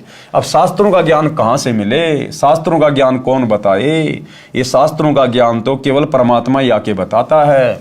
तो आज से पहले उन आत्माओं का दुर्भाग्य, उनका बैड लक, उनको तत्वदर्शी संत नहीं मिला। लेकिन आज आप और हमारा गुड लक, आप और हमारा सौभाग्य कि तत्वदर्शी संत हमें सहज में उपलब्ध है। गुरु बिना अर्थात तत्वदर्शी संत के बिना चाहे वेदों को पढ़ते रहो, चाहे उनको कंठस्थ भी कर लो, जैसे पहले के ब्राह्मण वेदों के मंत्रों को याद कर लेते थे। जो चारों वेदों के मंत्र याद कर लेता था वह चतुर्वेदी कहलाता था। जो 3 वेदों के मंत्रों को याद कर लेता था वह त्रिवेदी कहलाता था। परंतु उनको वेदों के गूढ़ रहस्यों का ज्ञान ना होने के कारण वे ऋषिजन वेदों को पढ़कर घोटकर भी अज्ञानी रहे। सूक्ष्म वेद में कहा है कि पीठ मनुखा दाख लदी है, ऊंट खात बबूल। यानी बिना ज्ञान के, बिना अकल के ऊंट की पीठ के ऊपर तो काजू और किशमिश रखे हुए हैं और खुद वो बबूल खा रहा है, कंटीली झाड़ियां खा रहा है, बिना ज्ञान के, बिना अकल के। तो इन साधु संत महात्माओं को, इन चुनक जैसे ऋषियों को तत्वदर्शी संत नाम मिलने के कारण जिन वेदों में परमात्मा की जानकारी है, परमात्मा की प्राप्ति की विधि बताई हुई, वो कैसे मिलेगा? लेकिन ये उस परमात्मा वाली विधि की तरफ तो बढ़े नहीं और काल ने इनको अपनी साधना में लगा के रखा। बिना अकल के ऊंट उभाना। ऊंट होता है वो पैरों में चप्पल पहन के नहीं चलता, क्यों? उसको अकल नहीं है। बिना अकल के ऊंट उभाना। तो ये बिना अकल के थे ये जितने भी साधु संत महात्मा आज से पहले हम जिनके नाम सुना करते थे। पीठ मनुखा दाग लदी है, ऊंट खात बबूल। भावार्थ है कि पहले के समय में रेगिस्तान में ऊंटों पर मुनक्खा दाग लाद कर ले जाते थे। ऊंट पीठ पर तो इतनी स्वादिष्ट मनुखा दाग लादे हुए होता था और स्वयं बबूल यानी कीकर पेड़ के कांटों में मुख मार मार कर बबूल के पत्ते खा रहा होता था। बिना ज्ञान के सभी ऋषि जी चारों वेदों रूपी मनुखा दाग को लादे फिरते थे और पूजा करते थे काल ब्रह्म रूपी बबूल की, जिससे न सनातन परम धाम और न ही परम शांति प्राप्त होती थी। फिर सूक्ष्म वेद में कहा है, सूक्ष्म वेद क्या है? 5वां वेद कबीर सागर, ये सूक्ष्म वेद है। आदरणीय गरीबदास जी का सदग्रंथ साहिब, ये सूक्ष्म वेद है। ये चारों वेदों का बाप है ये सूक्ष्म वेद। बंजारे के बैल ज्यों फिरिया देश विदेश और खांड छोड़ भुषखात है बिन सतगुरु उपदेश। भावार्थ है कि पहले के समय में बैलों के ऊपर गधे की तरह थैला यानी बोरा रखकर उसमें खांड भरकर बंजारे अर्थात व्यापारी लोग एक स्थान से दूसरे स्थान पर लाते ले जाते थे। बैल की पीठ पर बोरे में खांड है और स्वयं भूष खाया करता था। इसी प्रकार गुरु द्वारा तत्व ज्ञान न मिलने के कारण ऋषिजन वेदों रूपी खांड यानी चीनी को तो कंठस्थ करके रखते थे, उनको ठीक से न समझकर साधना वेद विरुद्ध करते थे। उदाहरण के लिए श्री देवी पुराण सचित्र मोटा टाइप केवल हिंदी गीता प्रेस गोरखपुर से प्रकाशित इसके 5वें स्कंद प्रश्न नंबर 414 पर लिखा है, वेद व्यास जी ने कहा कि सतयुग के ब्राह्मण वेद के पूर्ण विद्वान थे। वे देवी अर्थात श्री दुर्गा जी की पूजा करते थे। प्रत्येक गांव में श्री देवी का मंदिर बनवाने की उनकी प्रबल इच्छा थी। पाठक जन विचार करें, चारों वेदों में तथा इन्हीं वेदों के सारांश श्रीमद् भगवत गीता में कहीं पर भी देवी दुर्गा की पूजा करने का निर्देश नहीं है। तो सतयुग के ब्राह्मण क्या खाक विद्वान थे वेदों के। इसी श्री देवी पुराण के 7वें स्कंद में पेज नंबर 562 563 पर श्री देवी जी ने राजा हिमालय से कहा था कि तू मेरी पूजा भी त्याग दे, क्योंकि राजा हिमालय जो था वो देवी दुर्गा का भगत था और उसने कहा कि माई मेरे पास और तो सब कुछ है, मेरे को मोक्ष चाहिए। तो देवी दुर्गा ने तो यहां तक कहा उसको राजा हिमालय को कि भैया तू मेरी भक्ति भी छोड़ दे और केवल एक ओम नाम का जाप कर, उस ब्रह्म की पूजा कर, तू ब्रह्मलोक को प्राप्त हो जाएगा। हैं? और महर्षि वेदव्यास जी लिख रहे हैं कि सतयुग के ब्राह्मण वेदों के पूर्ण जानकार थे, पूर्ण ज्ञाता थे और देवी दुर्गा की पूजा करते थे। बताओ, देवी दुर्गा तो खुद अपनी पूजा के लिए मना कर रही है अपने भगत को, राजा हिमालय को, कि तू मेरी भक्ति भी छोड़ दे, तू केवल एक ओम नाम का जाप कर, ब्रह्म का जाप कर। बताओ, फिर खाक वेदों के विद्वान थे सतयुग के ब्राह्मण। यदि ब्रह्म प्राप्ति करना चाहता है और सब बातों को त्याग कर केवल ओम नाम का जाप कर, यह ब्रह्म का मंत्र है, इससे ब्रह्म को प्राप्त हो जाएगा। वह ब्रह्मलोक रूपी दिव्य आकाश में रहता है। पाठक जन आसानी से समझेंगे कि जब सतयुग के ब्राह्मणों का ये ज्ञान तथा साधना थी तो वर्तमान के ब्राह्मणों को क्या ज्ञान होगा। जब सतयुग के ब्राह्मणों को भी वेदों का ज्ञान नहीं था, वो भी दुर्गा की पूजा किया और करवाया करते थे। तो बताओ, फिर वर्तमान के जो पेट भर ब्राह्मण हैं, ब्राह्मण यानी विद्वान लोग, ये गुरुजन जो लाखों लोगों की भीड़ इकट्ठा करके उनका मार्गदर्शन करते हैं, उनको कहा है ब्राह्मण। ब्राह्मण किसी जाति से मतलब नहीं है। यहाँ ब्राह्मण सोई जो ब्रह्म पहचाने, जो गुरु पद पे होता है, उसको कहते हैं ब्राह्मण। तो ये कलयुग के ब्राह्मण, अब ये धीरेन्द्र शास्त्री ये ब्राह्मण है अपने आप में, ये अनिरुद्धाचार्य, ये प्रेमानंद जी, ये रितेश्वर महाराज, ये दुनिया भर के साधु संत, दंदन सतगुरु वाले, तुलसीदास जी, ये निरंकारी पंथ वाले हैं, ये सारे के सारे एक प्रकार से ब्राह्मण है ये, क्योंकि आध्यात्मिक क्षेत्र में ये बहुत सारे लोगों की भीड़ इकट्ठी करके गुरु पद पे बैठे हैं। तो जब सतयुग के ब्राह्मणों को ज्ञान नहीं था इन शास्त्रों का, तो इन वर्तमान के कलयुगी ब्राह्मणों को, इन गुरुओं को, आचार्य शंकराचार्यों को क्या खाक ज्ञान होगा। पाठकजन आसानी से समझेंगे कि जब सतयुग के ब्राह्मणों का ये ज्ञान तथा साधना थी तो वर्तमान के ब्राह्मणों का क्या होगा। इसी श्री देवी पुराण के 5वें स्कंद में पेज नंबर 414 पर यह भी लिखा है कि सतयुग में जो राक्षस समझे जाते थे वे कलयुग में ब्राह्मण माने जाते हैं। यानी वर्तमान कलयुग के ब्राह्मण तो ऐसे हैं जैसे सतयुग में राक्षस हुआ करते थे। यानी जैसा आचार विचार व्यवहार सतयुग में राक्षसों का होता था, उस प्रकार के तो वर्तमान कलयुग में ब्राह्मण होंगे, ब्राह्मण। अब बताइए, अब ऐसे लोगों से कैसे परमात्मा प्राप्ति की उम्मीद कर सकते हैं हम। ब्राह्मण कोई जाति विशेष नहीं है, जो परमात्मा अर्थात ब्रह्म के लिए प्रयत्नशील है वही ब्राह्मण कहलाता है, चाहे किसी भी जाति का हो। वर्तमान में परंपरागत ब्राह्मण कम है, संत रूप में ब्रह्म ज्ञान देने वाले अधिक हैं, जो ब्राह्मण अर्थात मार्गदर्शक गुरु कहलाते हैं और तत्व ज्ञानहीन है। इसलिए कहा है कि तत्वदर्शी गुरु के बिना किसी को वेदों के गूढ़ रहस्यों का ज्ञान नहीं हुआ। जिस कारण से वेदों को पढ़ते थे परंतु साधना वेद विरुद्ध करते थे। वेदों व गीता में तीनों देवताओं श्री ब्रह्मा जी, श्री विष्णु जी तथा श्री शिव जी की पूजा करना निषेध है, मना है। सारा हिंदू समाज ज्ञानहीन संतों द्वारा इन्हीं तीनों देवताओं पर केंद्रित कर रखा है। श्री देवी दुर्गा तथा श्री विष्णु जी, श्री शिव जी की भक्ति कर तथा करा रहे हैं। पहले से ही ये लोकवेद दंत कथा का ज्ञान चला आ रहा है, जो दिखाता हूं। परंतु पहले के अज्ञान को सत्य मानकर, सत्य को आंखों देखकर भी विश्वास नहीं कर रहे, विरोध करते हैं, जेल में भिजवा देते हैं। सूक्ष्म वेद में कहा है कि गरीब वेद पढ़े पर भेद न जाने, ये बातें पुराण 18, और पत्थर की पूजा करें भूल गए सृजनहारा। ये हाल है काल पुजारियों का, वर्तमान के आचार्य शंकराचार्यों का। ये वेदों को भी पढ़ते हैं, शास्त्रों को भी ये पढ़ते हैं, पर शास्त्रों के भेद को नहीं जानते, और बातें पुराण 18, और ये पत्थर की पूजा करें और भूल गए सृजनहारा। सृजनहार जिसने पूरी सृष्टि को बनाया है, सबकी उत्पत्ति की है, ये वेदों को पढ़ने के बाद भी उसको तो भूले बैठे हैं और पत्थरों की पूजा पर पूरे भगत समाज को लगा रखा है। जबकि चारों वेदों में और गीता जी में कहीं भी पत्थर पूजने का, मूर्ति पूजने का कोई विधान नहीं है। तो बताओ क्या खाक इन्होंने वेद पढ़े, शास्त्र पढ़े, जो दुनिया को नरक की ओर लेके जा रहे हैं। भावार्थ है कि वेद तथा 18 पुराणों को पढ़ते हैं और मूर्ति की पूजा करते हैं। वेदोक्त सर्व के सर्जनहार परम अक्षर ब्रह्म को भूल गए।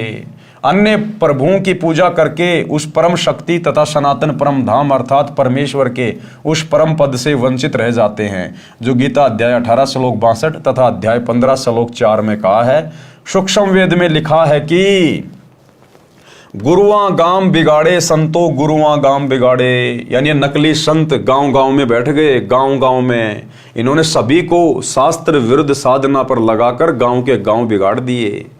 गुरुआ गांव बिगाड़े संतो गुरुआ गांव बिगाड़े, ऐसे कर्म जीव के ल्या दिए फिर जड़े नहीं जाड़े।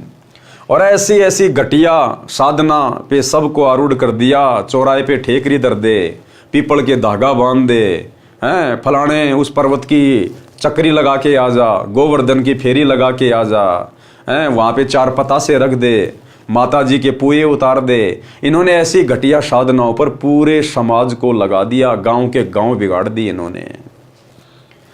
भावार्थ है कि वेद ज्ञानहीन तत्व ज्ञान से अपरिचित गुरुओं ने गांव के गांव में शास्त्र विरुद्ध ज्ञान व भक्ति का ज्ञान सुनाकर उनको इतना भ्रमित कर दिया कि वे अब समझाए से भी शास्त्र विरुद्ध साधना को त्यागने के लिए तैयार नहीं होते।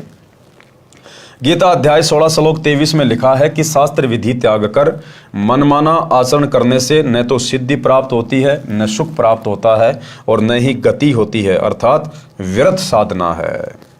दूसरी ओर आप जी ने चुनक ऋषि की कथा में पढ़ा कि ऋषि चुनक जी को सिद्धियां प्राप्त हो गई। पाठकों को ये समझना है कि सिद्धि भक्ति का बाई प्रोडक्ट है, यानी भक्ति करने से सिद्धियां तो आती आती हैं।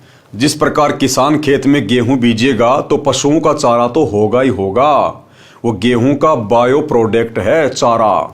इसी प्रकार जो व्यक्ति भक्ति करेगा, चाहे किसी की भी करे, उसमें सिद्धियां तो आएंगे ही आएंगी। जैसे जौ का भी भूस तूड़ा होता है जिसमें तुस बहुत होते हैं, पशु खाता है तो मुख में जख्म कर देते हैं, यह सिद्धि प्राप्त होती है। काल ब्रह्म की भक्ति से जो चुनक ऋषि जी को प्राप्त हुई, जो शास्त्र विधि अनुसार भक्ति करने से सिद्धि प्राप्त होती है, वह गेहूं का भूस यानी तूड़ा समझें, जो पशुओं के लिए उपयोगी तथा खाने में सुगम होती है। भावार्थ है कि शास्त्र विधि अनुसार साधना न करने से जो सिद्धियां प्राप्त होती हैं, वे भगत को नष्ट करती हैं, क्योंकि अज्ञानतावश ऋषिजन उनका प्रयोग करके किसी की हानि कर देते हैं, किसी को आशीर्वाद देकर अपनी भक्ति की शक्ति जो ओम नाम के जाप से होती है उसको समाप्त करके फिर से खाली हो जाते हैं। जैसे चुनक ऋषि जी ने मानदाता चक्रवर्ती राजा की 72 करोड़ सेना का नाश कर दिया, अपनी भक्ति की सिद्धि भी खो दी। सूक्ष्म वेद में कहा है कि गरीब 72 अक्षोणी 6 करी, चुनक ऋषिश्वर एक, दे धारें जोरा यानी मौत फिरे, सभी काल के भेक। भावार्थ, ऋषियों में सर्वश्रेष्ठ ऋषि चुनक जी ने 72 करोड़ सेना का नाश कर दिया। ये दिखाई तो देते हैं महात्मा, लेकिन जब इनसे पाला पड़ता है तो ये निकलते हैं सर्प जैसे। जरा सी बात पर शराप दे देना, किसी से बेमतलब पंगा लेना इनके लिए आम बात होती है। ऋषि दुर्वासा की कारगुजारी। अब जैसे ऋषि चुनक के विषय में गुरुदेव ने बताया जो कि काल का पुजारी था, इसी प्रकार श्री दुर्वासा जी, जो कि द्वापर युग में जब श्री कृष्ण जी का जन्म हुआ तो श्री कृष्ण जी के आध्यात्मिक गुरु थे ऋषि दुर्वासा। तो दुर्वासा भी ओम नाम का पुजारी था, वो भी तप किया करता था। वो भी काल की साधना किया करता था और उसने भी 56 करोड़ यादवों को श्राप देकर उनका सत्यानाश कर दिया। तो ये काल के पुजारियों की, ब्रह्म के पुजारियों की परमात्मा स्थिति बता रहे हैं कि ब्रह्म अपने पुजारियों की किस प्रकार से दुर्गति करता है। एक दुर्वासा नाम के काल ब्रह्म के पुजारी ब्रह्म साधक थे। वे चले जा रहे थे, रास्ते में एक अप्सरा सुरक की स्त्री सुंदर मोतियों की माला पहने हुए थी। ऋषि दुर्वासा ने कहा कि ये माला मुझे दे। देवपरी को पता था कि ये ऋषि तो सांप जैसे हैं, यदि मना कर दिया तो श्राप दे देते हैं। उस अप्सरा ने तुरंत माला गले से निकाली और ऋषि को आदर के साथ थमा दी। दुर्वासा ऋषि ने वह माला सिर पर बालों के जूड़े में डाल ली, चला जा रहा था। आगे से सुरक का राजा इंद्र अपने ऐरावत हाथी पर बैठा आ रहा था। उसके आगे आगे अप्सराएं तथा गंधर्वजन गाते बजाते चल रहे थे और भी करोड़ों देवी देवता साथ साथ सम्मान में चल रहे थे। दुर्वासा ऋषि ने माला अपने सिर से उठाकर इंद्र की ओर फेंक दी। इंद्र ने वह माला हाथी की गर्दन पर रख दी। हाथी ने वह माला अपने सूंड से उठाकर जमीन पर फेंक दी। जैसे इंद्र को कोई भगत या देव कोई फूलमाला भेंट करता था तो इंद्र उसको बाद में हाथी की गर्दन पर रख देता था। जब इंद्र हाथी पर बैठा हो, हाथी उसे उठाकर नीचे फेंक देता था। हाथी ने उसी रूटीन में वह माला नीचे फेंक दी थी। इस बात से ऋषि दुर्वासा क्रोधित हो गए, क्योंकि काल के पुजारियों के नाक के ऊपर होता है क्रोध। ये जो गुस्सा होता ना, ये तपस्वी के नाक के ऊपर होता है। ये पहचान होती है काल के पुजारियों की। इसी बात से ऋषि दुर्वासा क्रोधित हो गए और बोले कि हे इंद्र, तेरे को राज्य का अभिमान है, मेरे द्वारा दी गई माला का तूने अनादर किया है। मैं श्राप देता हूं कि तेरा सारा राज्य नष्ट हो जाए। कर दी अपनी भक्ति कमाई नष्ट। इंद्र को श्राप देके अपनी जो भक्ति कमाई थी, ओम नाम के जाप की जो तप किया था, उसको नष्ट कर दिया बेमतलब।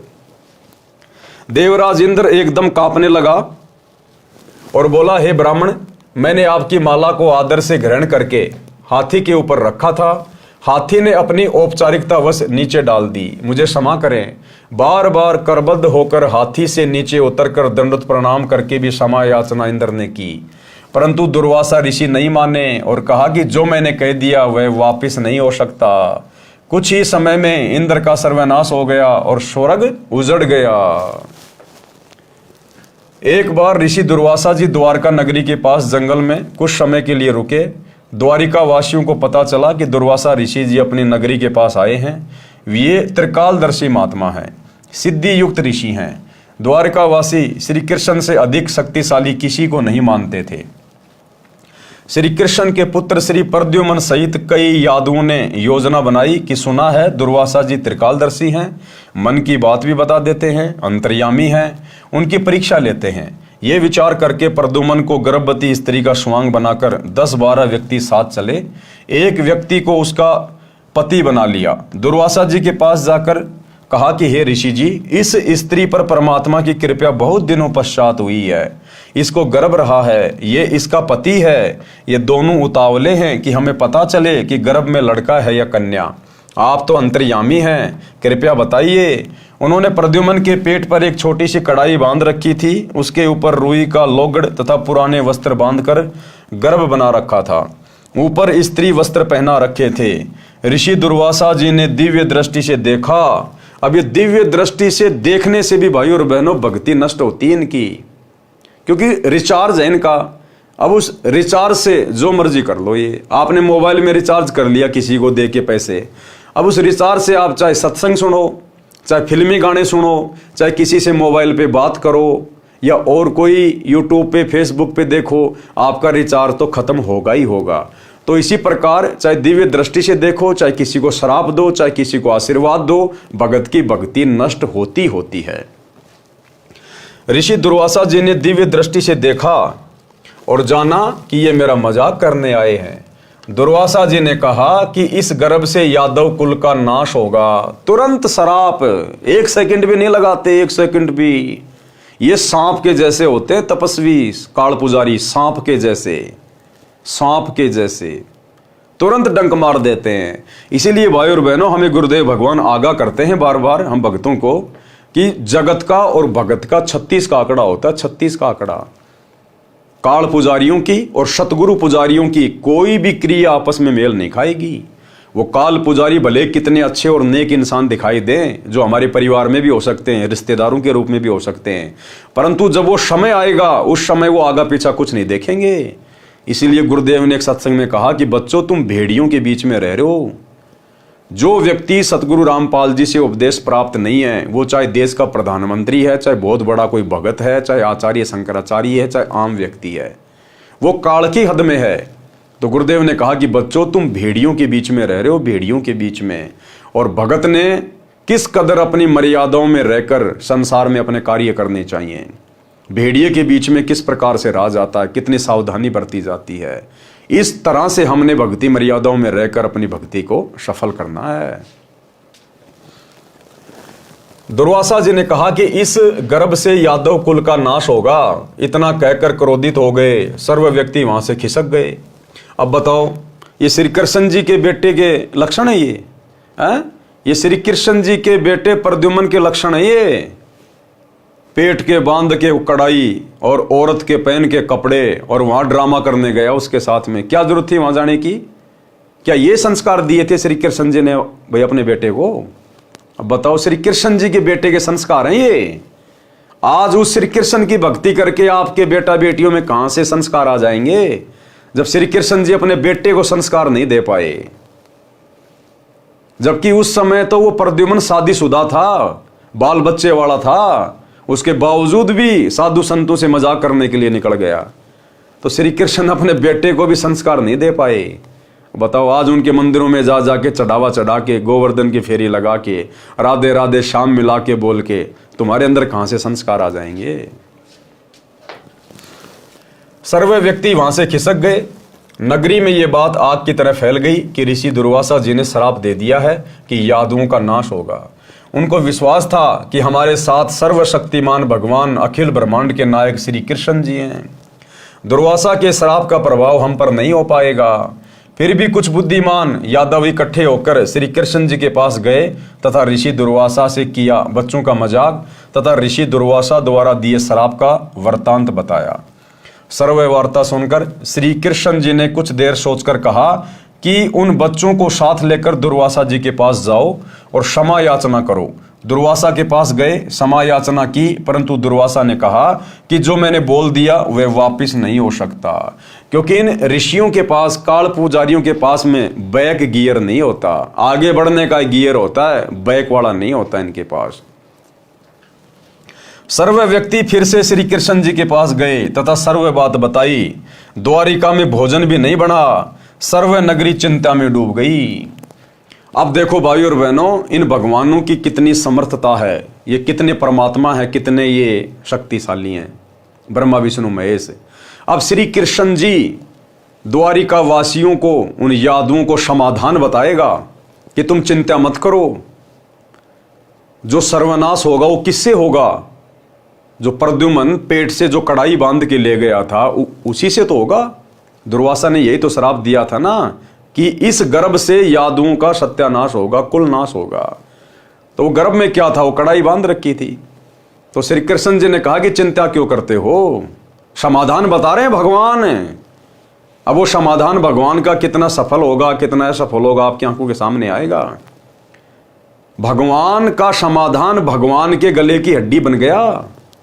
भगवान का समाधान भगवान की मौत का कारण बन गया।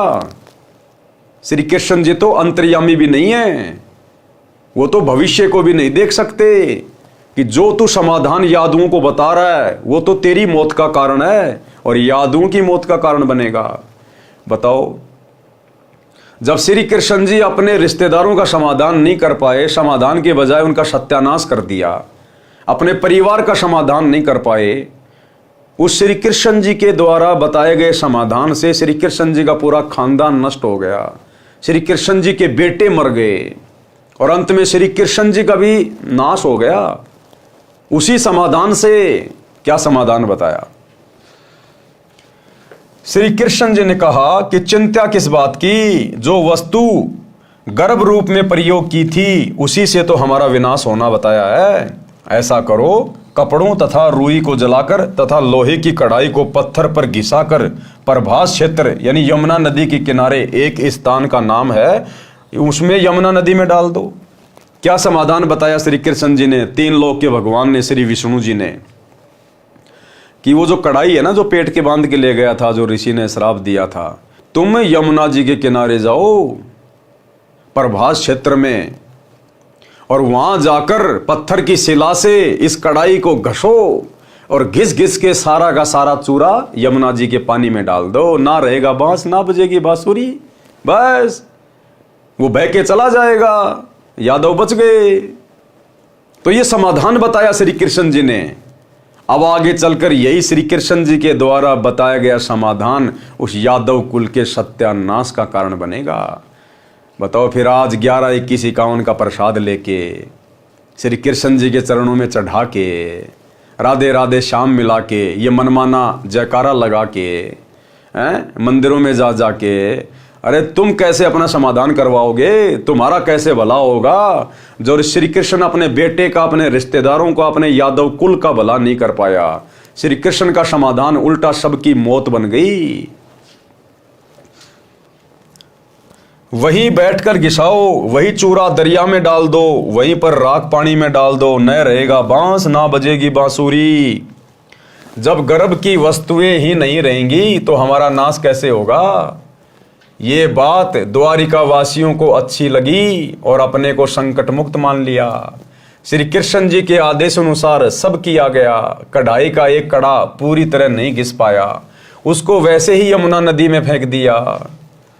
अब लोग लगे, वो यादव भाई लगे सभी घिसने कढ़ाई को, और लास्ट में वो एक साइड का उसका पकड़ने वाला बच गया, वो कड़ा वो अंत में किसी ऐसे व्यक्ति को दे दिया। वो था आलसी, उसने देखा कोई देख तो रहा नहीं, अब ये इससे क्या होगा छोटे से कड़े से, जब पूरी कढ़ाई घस दी, उसने ऐसे फेंक दिया।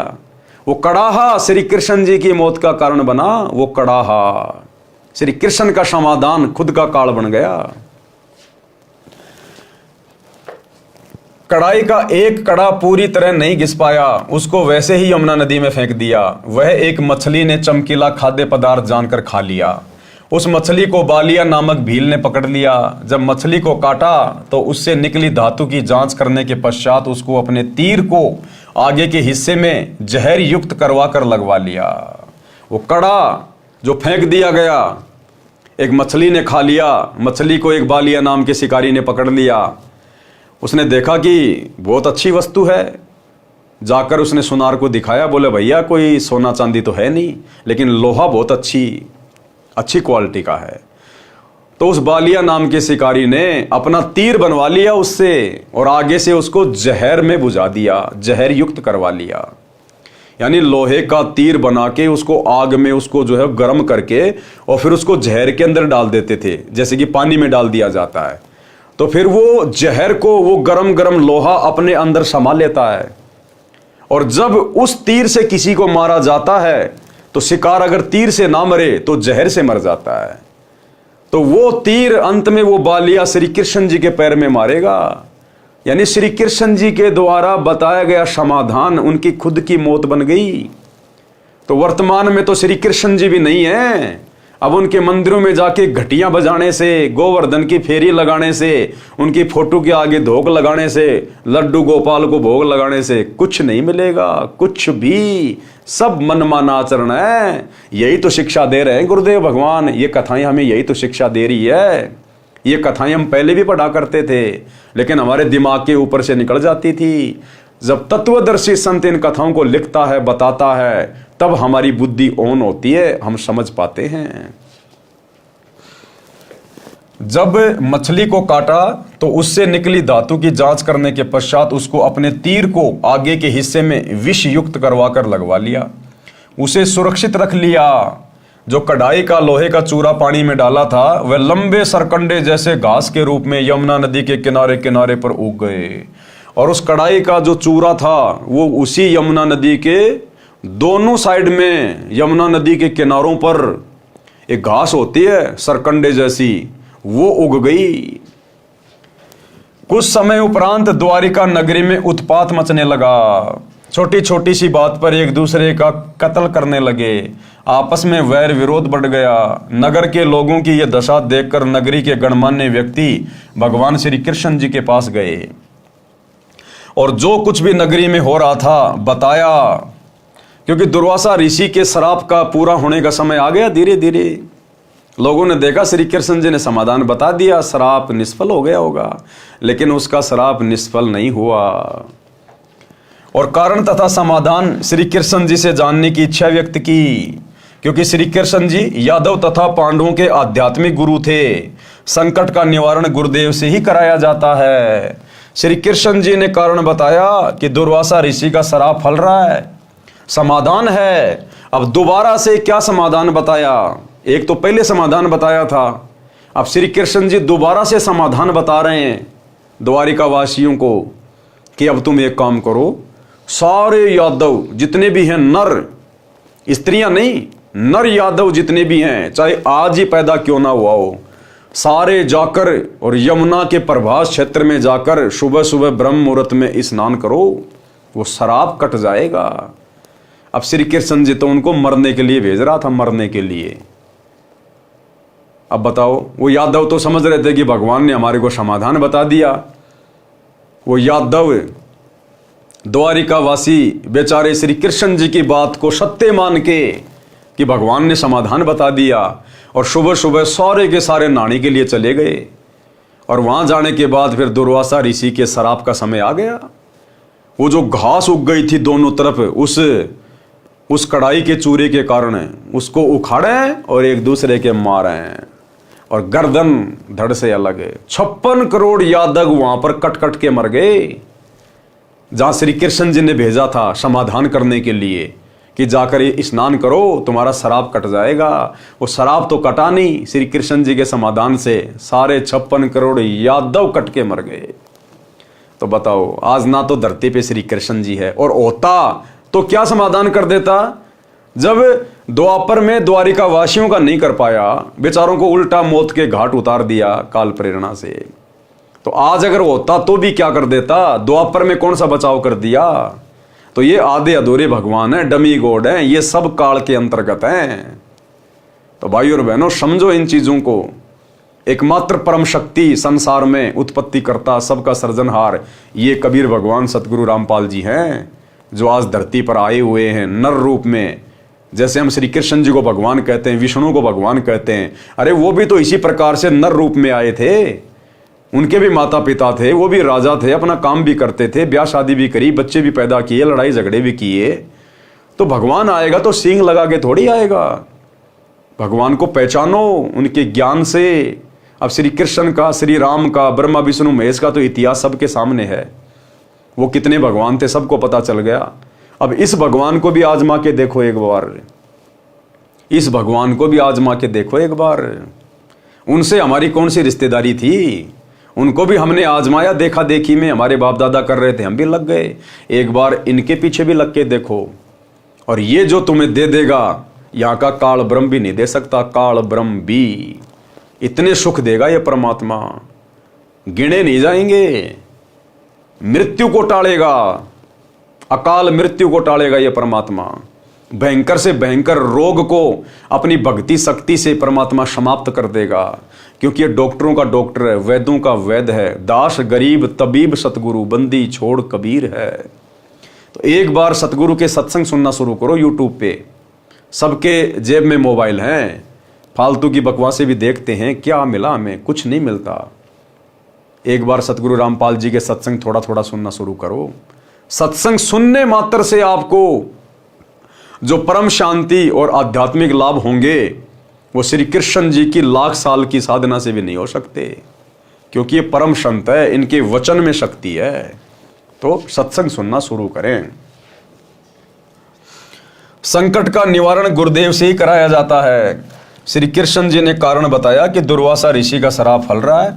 समाधान है कि सारे नर यादव, चाहे आज का जन्मा भी लड़का क्यों ना हो, सब प्रभास क्षेत्र में जहां पर उस कढ़ाई का चूर्ण डाला था, जाकर यमुना में स्नान करो, तुम श्राप मुक्त हो जाओगे। समाधान बताया भगवान ने।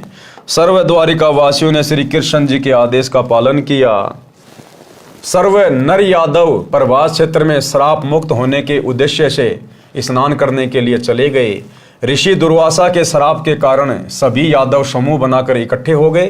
पहले स्नान किया कि श्राप मुक्त होने के पश्चात हो सकता है कि आपसे मनमुटाव दूर हो जाए, परंतु ऐसा कुछ भी नहीं हुआ। पहले सबने स्नान किया, फिर आपस में गाली गलौज शुरू हुआ। फिर उस घास को उखाड़कर एक दूसरे को मारने लगे। जो घास सरकंडे लोहे की कढ़ाई के चूर्ण से उगा था, वह तलवार जैसा कार्य करने लगा। दुर्वासा के श्राप के कारण सरकंडे को मारते ही सिर धड़ से अलग होकर गिरने लगा। इस प्रकार सर्व यादव आपस में लड़कर मृत्यु को प्राप्त हो गए। कुछ 200-400 शेष रहे थे। उसी समय श्री कृष्ण जी भी वहीं पहुंच गए।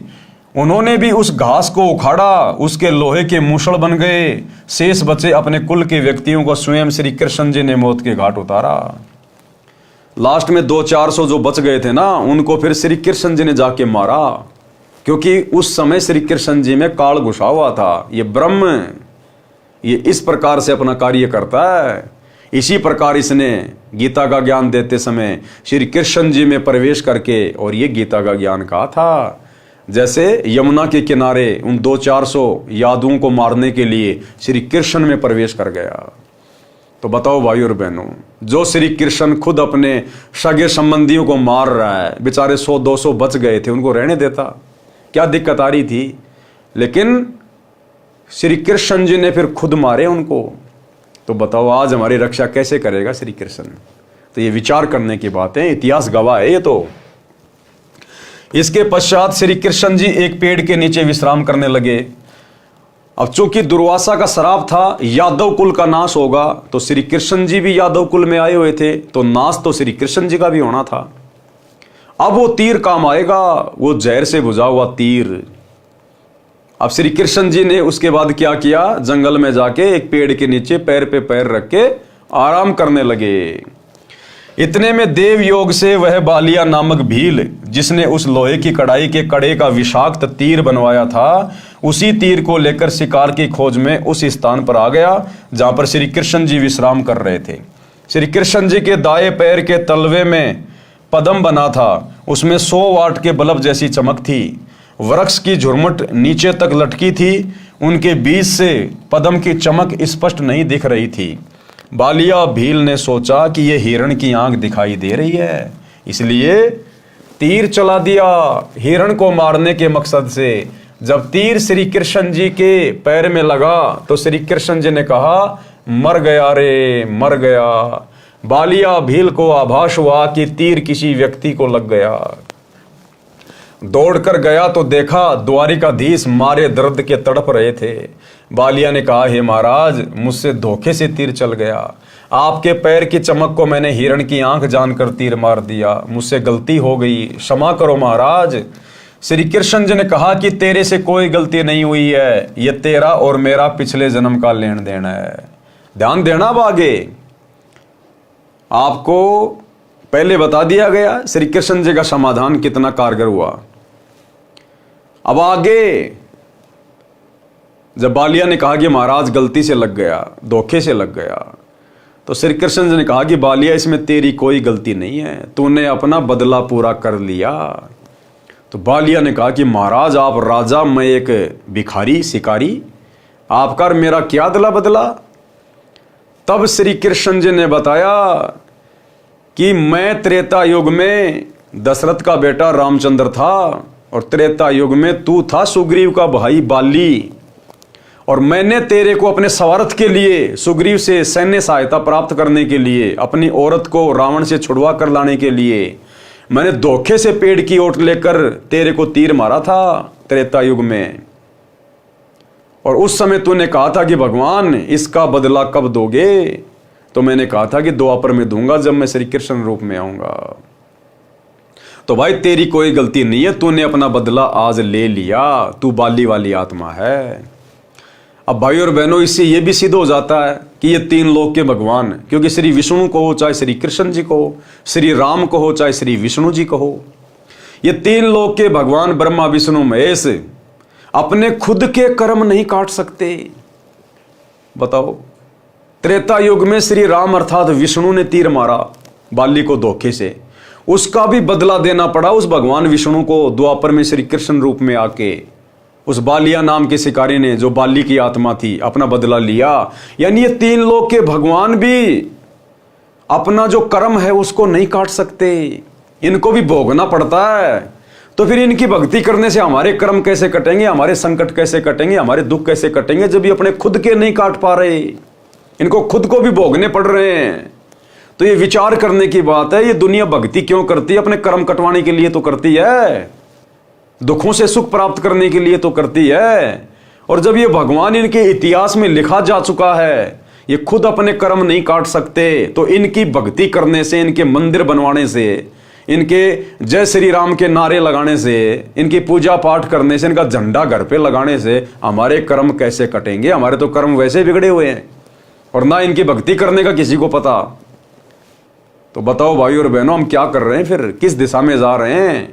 इन आचार्यों, शंकराचार्यों ने, धर्म गुरुओं ने मात्र अपना पेट भरने के लिए पूरे भगत समाज का बेड़ा गर्क कर दिया, सत्यानाश कर दिया, शास्त्रों के विरुद्ध साधना पे लगाकर। तो ये विचार करने की बात है। श्री कृष्ण जी ने कहा कि तेरे से कोई गलती नहीं हुई है, ये तेरा और मेरा पिछले जन्म का लेन देन है, वो मैंने चुका दिया है। तू त्रेता युग में सुग्रीव का भाई बाली था, मैं रामचंद्र पुत्र दशरथ था। मैंने भी तेरे को पेड़ की ओट लेकर धोखे से मारा था, वह अदला बदला पूरा किया है। इस प्रकार दुर्वासा ऋषि के श्राप से सभी यादव कुल का नाश हुआ। जो वर्तमान में यादव है, ये वो हैं जो उस समय माताओं के गर्भ में थे, बाद में उत्पन्न हुए थे। अब बहुत सारे लोग सवाल कर लेते हैं कि भाई जब सारे यादव मर गए थे तो वर्तमान में ये यादव जो है ये कौन है, फिर कहां से आए? तो उस समय जो श्राप था वो केवल नर यादवों को समाप्त करने का था। जो स्त्रियां थी वो स्त्रियां स्नान करने नहीं गई थी, स्त्रियों को नहीं मारा गया था। तो उन स्त्रियों के पेट में जो बच्चे थे, आगे चलकर फिर उनसे यादव कुल का विकास हुआ है। सूक्ष्म वेद में लिखा है, गरीब दुर्वासा कोपेतहा, यानी दुर्वासा जब क्रोधित हुआ और क्रोधित होकर उसने श्राप दे दिया श्री कृष्ण जी के बेटे को। दुर्वासा कोपे जहां समझ न आई नीच, यानी दुर्वासा ऋषि को नीच की संज्ञा दी है, नीच की, कि बच्चों ने जरा सा मजाक कर दिया और उस नीच ने पूरे खानदान के सत्यानाश का श्राप दे दिया। ये भगत है, ये संतों के लक्षण हैं, ये साधुओं के लक्षण होते हैं। इसलिए परमात्मा कहते हैं काल की भक्ति नहीं करनी चाहिए, ब्रह्म की। देख लो काल की भक्ति करने वालों का व्यवहार। ये दुर्वासा ऋषि, उचुणक ऋषि, ये सब काल पुजारी थे। ये तो जीती जागती मौत है, मौत दे धारें जोरा फिरे सभी काल की भेक। दुर्वासा कोपे यानी गुस्से में हुआ, क्रोधित हुआ और समझ न आई नीच, यानी जरा सा भी दिमाग नहीं लगाया उसने। और 56 करोड़ यादव कटे, मची रुधिर की कीच, खून का भी वहां पे कीचड़ बन गया, पूरी जमुना लाल कर दी। सरलार्थ, दुर्वासा ने बच्चों के मजाक को इतनी गंभीरता से लिया कि उनके कुल का नाश करने का श्राप दे दिया। उस नीच दुर्वासा ने यह भी नहीं सोचा कि क्या अनर्थ हो जाएगा। बात कुछ भी नहीं थी। दुर्वासा नीच ऋषि ने इतना जुल्म कर दिया कि 56 करोड़ यादव कटकर मर गए और रक्त के बहने से कीचड़ बन गया।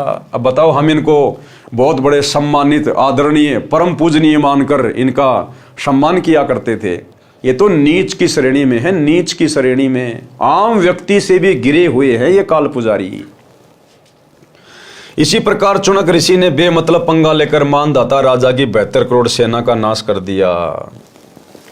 एक कपिल नाम के ऋषि थे। अब तीसरा उदाहरण दे रहे हैं गुरुदेव भगवान काल के पुजारियों का कि ब्रह्म साधना करने वाले कितने खतरनाक होते हैं, कितने नीचे गिरे हुए होते हैं। इनमें ज्ञान नाम की चीज नहीं होती, बुद्धि विवेक नहीं होता इनमें, ये तो एटम बम होते हैं।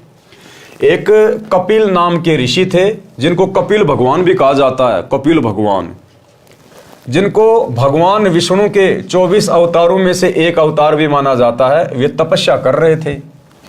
एक सगड़ राजा था, उसके 60,000 पुत्र थे। किसी ऋषि ने बताया कि यदि एक तालाब, एक कुआं, एक बगीचा बना दिया जाए तो एक अश्वमेघ यज्ञ जितना फल मिलता है। राजा सगड़ के लड़कों ने यह कार्य शुरू कर दिया। समझदार व्यक्तियों ने उनसे कहा कि आप ऐसे जगह जगह तालाब, कुएं, बगीचे बनाओगे तो पृथ्वी पर अन्न उत्पन्न करने के लिए स्थान ही नहीं रहेगा। किसी राजा ने विरोध किया तो उससे लड़ाई कर ली। उन राजा सगड़ के लड़कों ने एक घोड़ा अपने साथ लिया, उसके गले में पत्र लिखकर बांध दिया कि यदि कोई हमारे कार्य में बाधा करेगा वो इस घोड़े को पकड़ ले और युद्ध के लिए तैयार हो जा। अब 60,000 लड़के, अहंकार तो होना ही होना था। आज गांव में किसी के 4-5 लड़के हो जाएं, वो पूरे गांव को हथेर उठा देते हैं। तो राजा सगड़ के तो 60,000 लड़के थे। तो उन्होंने घोड़ा लिया, एक लेटर बांध दिया उसके गले में कि अगर कोई हमारे कार्य में बाधा करना चाहता है तो हमसे आके लड़ाई कर ले, वह इस घोड़े को पकड़ ले और युद्ध के लिए तैयार हो जाए। उन सिरफिरों से कौन टक्कर ले? अब 60,000 से कौन टक्कर ले भाई? पृथ्वी देवी भगवान विष्णु जी के पास गई, एक गाय का रूप धारण करके कहा कि हे भगवान, पृथ्वी पर एक सगड़ राजा है, उसके 60,000 पुत्र हैं, उनको ऐसी सिरड़ उठी है कि मेरे को खोद डाला, वहां मनुष्य के खाने के लिए अन्न भी उत्पन्न नहीं हो सकता। भगवान विष्णु ने कहा कि तुम जाओ, वे अब कुछ नहीं करेंगे। भगवान विष्णु ने देवराज इंद्र को बुलाया और समझाया कि राजा सगड़ के 60,000 लड़के यज्ञ कर रहे हैं, यदि उनकी 100 यज्ञ पूरी हो गई तो तुम्हारी इंद्र गद्दी उनको देनी पड़ेगी। अब इंद्र को जब इंद्र की वो पदवी दी जाती है तो साथ में उसको एक हिदायत दी जाती है कि अगर किसी ने इंद्र की गद्दी प्राप्त करने योग्य जप या तप कर लिया, ऐसा कोई धार्मिक अनुष्ठान कर लिया, तो भैया तेरे को इस गद्दी से उतारा जाएगा, तेरे को बनाया जाएगा गधा और उस व्यक्ति को इंद्र की पोस्ट दी जाएगी।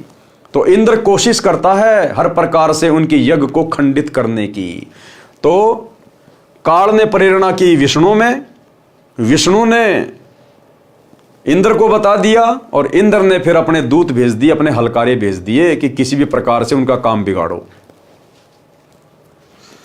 समय रहते कुछ बनता है तो कर ले। इंद्र ने हलकारे अर्थात अपने नौकर भेजे, उनको सब समझा दिया। रात्रि के समय राजा सगड़ के पुत्र सोए पड़े थे, घोड़ा पेड़ से बांध रखा था। उन देवराज के फरिश्तों ने घोड़ा खोलकर कपिल तपस्वी की जांग पर बांध दिया।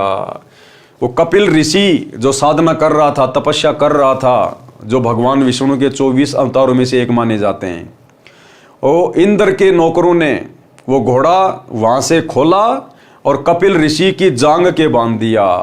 अब सुबह राजा सगड़ के बेटे उठे, घोड़े को ढूंढने लगे। कपिल ऋषि वर्षों से तपस्या कर रहा था, जिस कारण से उसका शरीर अस्थि पिंजर जैसा हो गया था। आसन पद्म लगाए हुए था, टांगे पतली पतली थी, जैसे पेड़ की जड़ों की मिट्टी वर्षा के पानी से बह जाती है और जड़ों के बीच में 6-7 इंच का अंतर हो जाता है। ऋषि कपिल जी की टांगे ऐसी थी। इंद्र के हलकारों ने घोड़े को टांगों के बीच के रास्ते में से जांग के पास रस्से से बांध दिया। राजा के लड़कों ने सुबह उठते ही घोड़ा देखा, उसकी खोज में युद्ध करने की तैयारी करके 60,000 का लंगार चल पड़ा।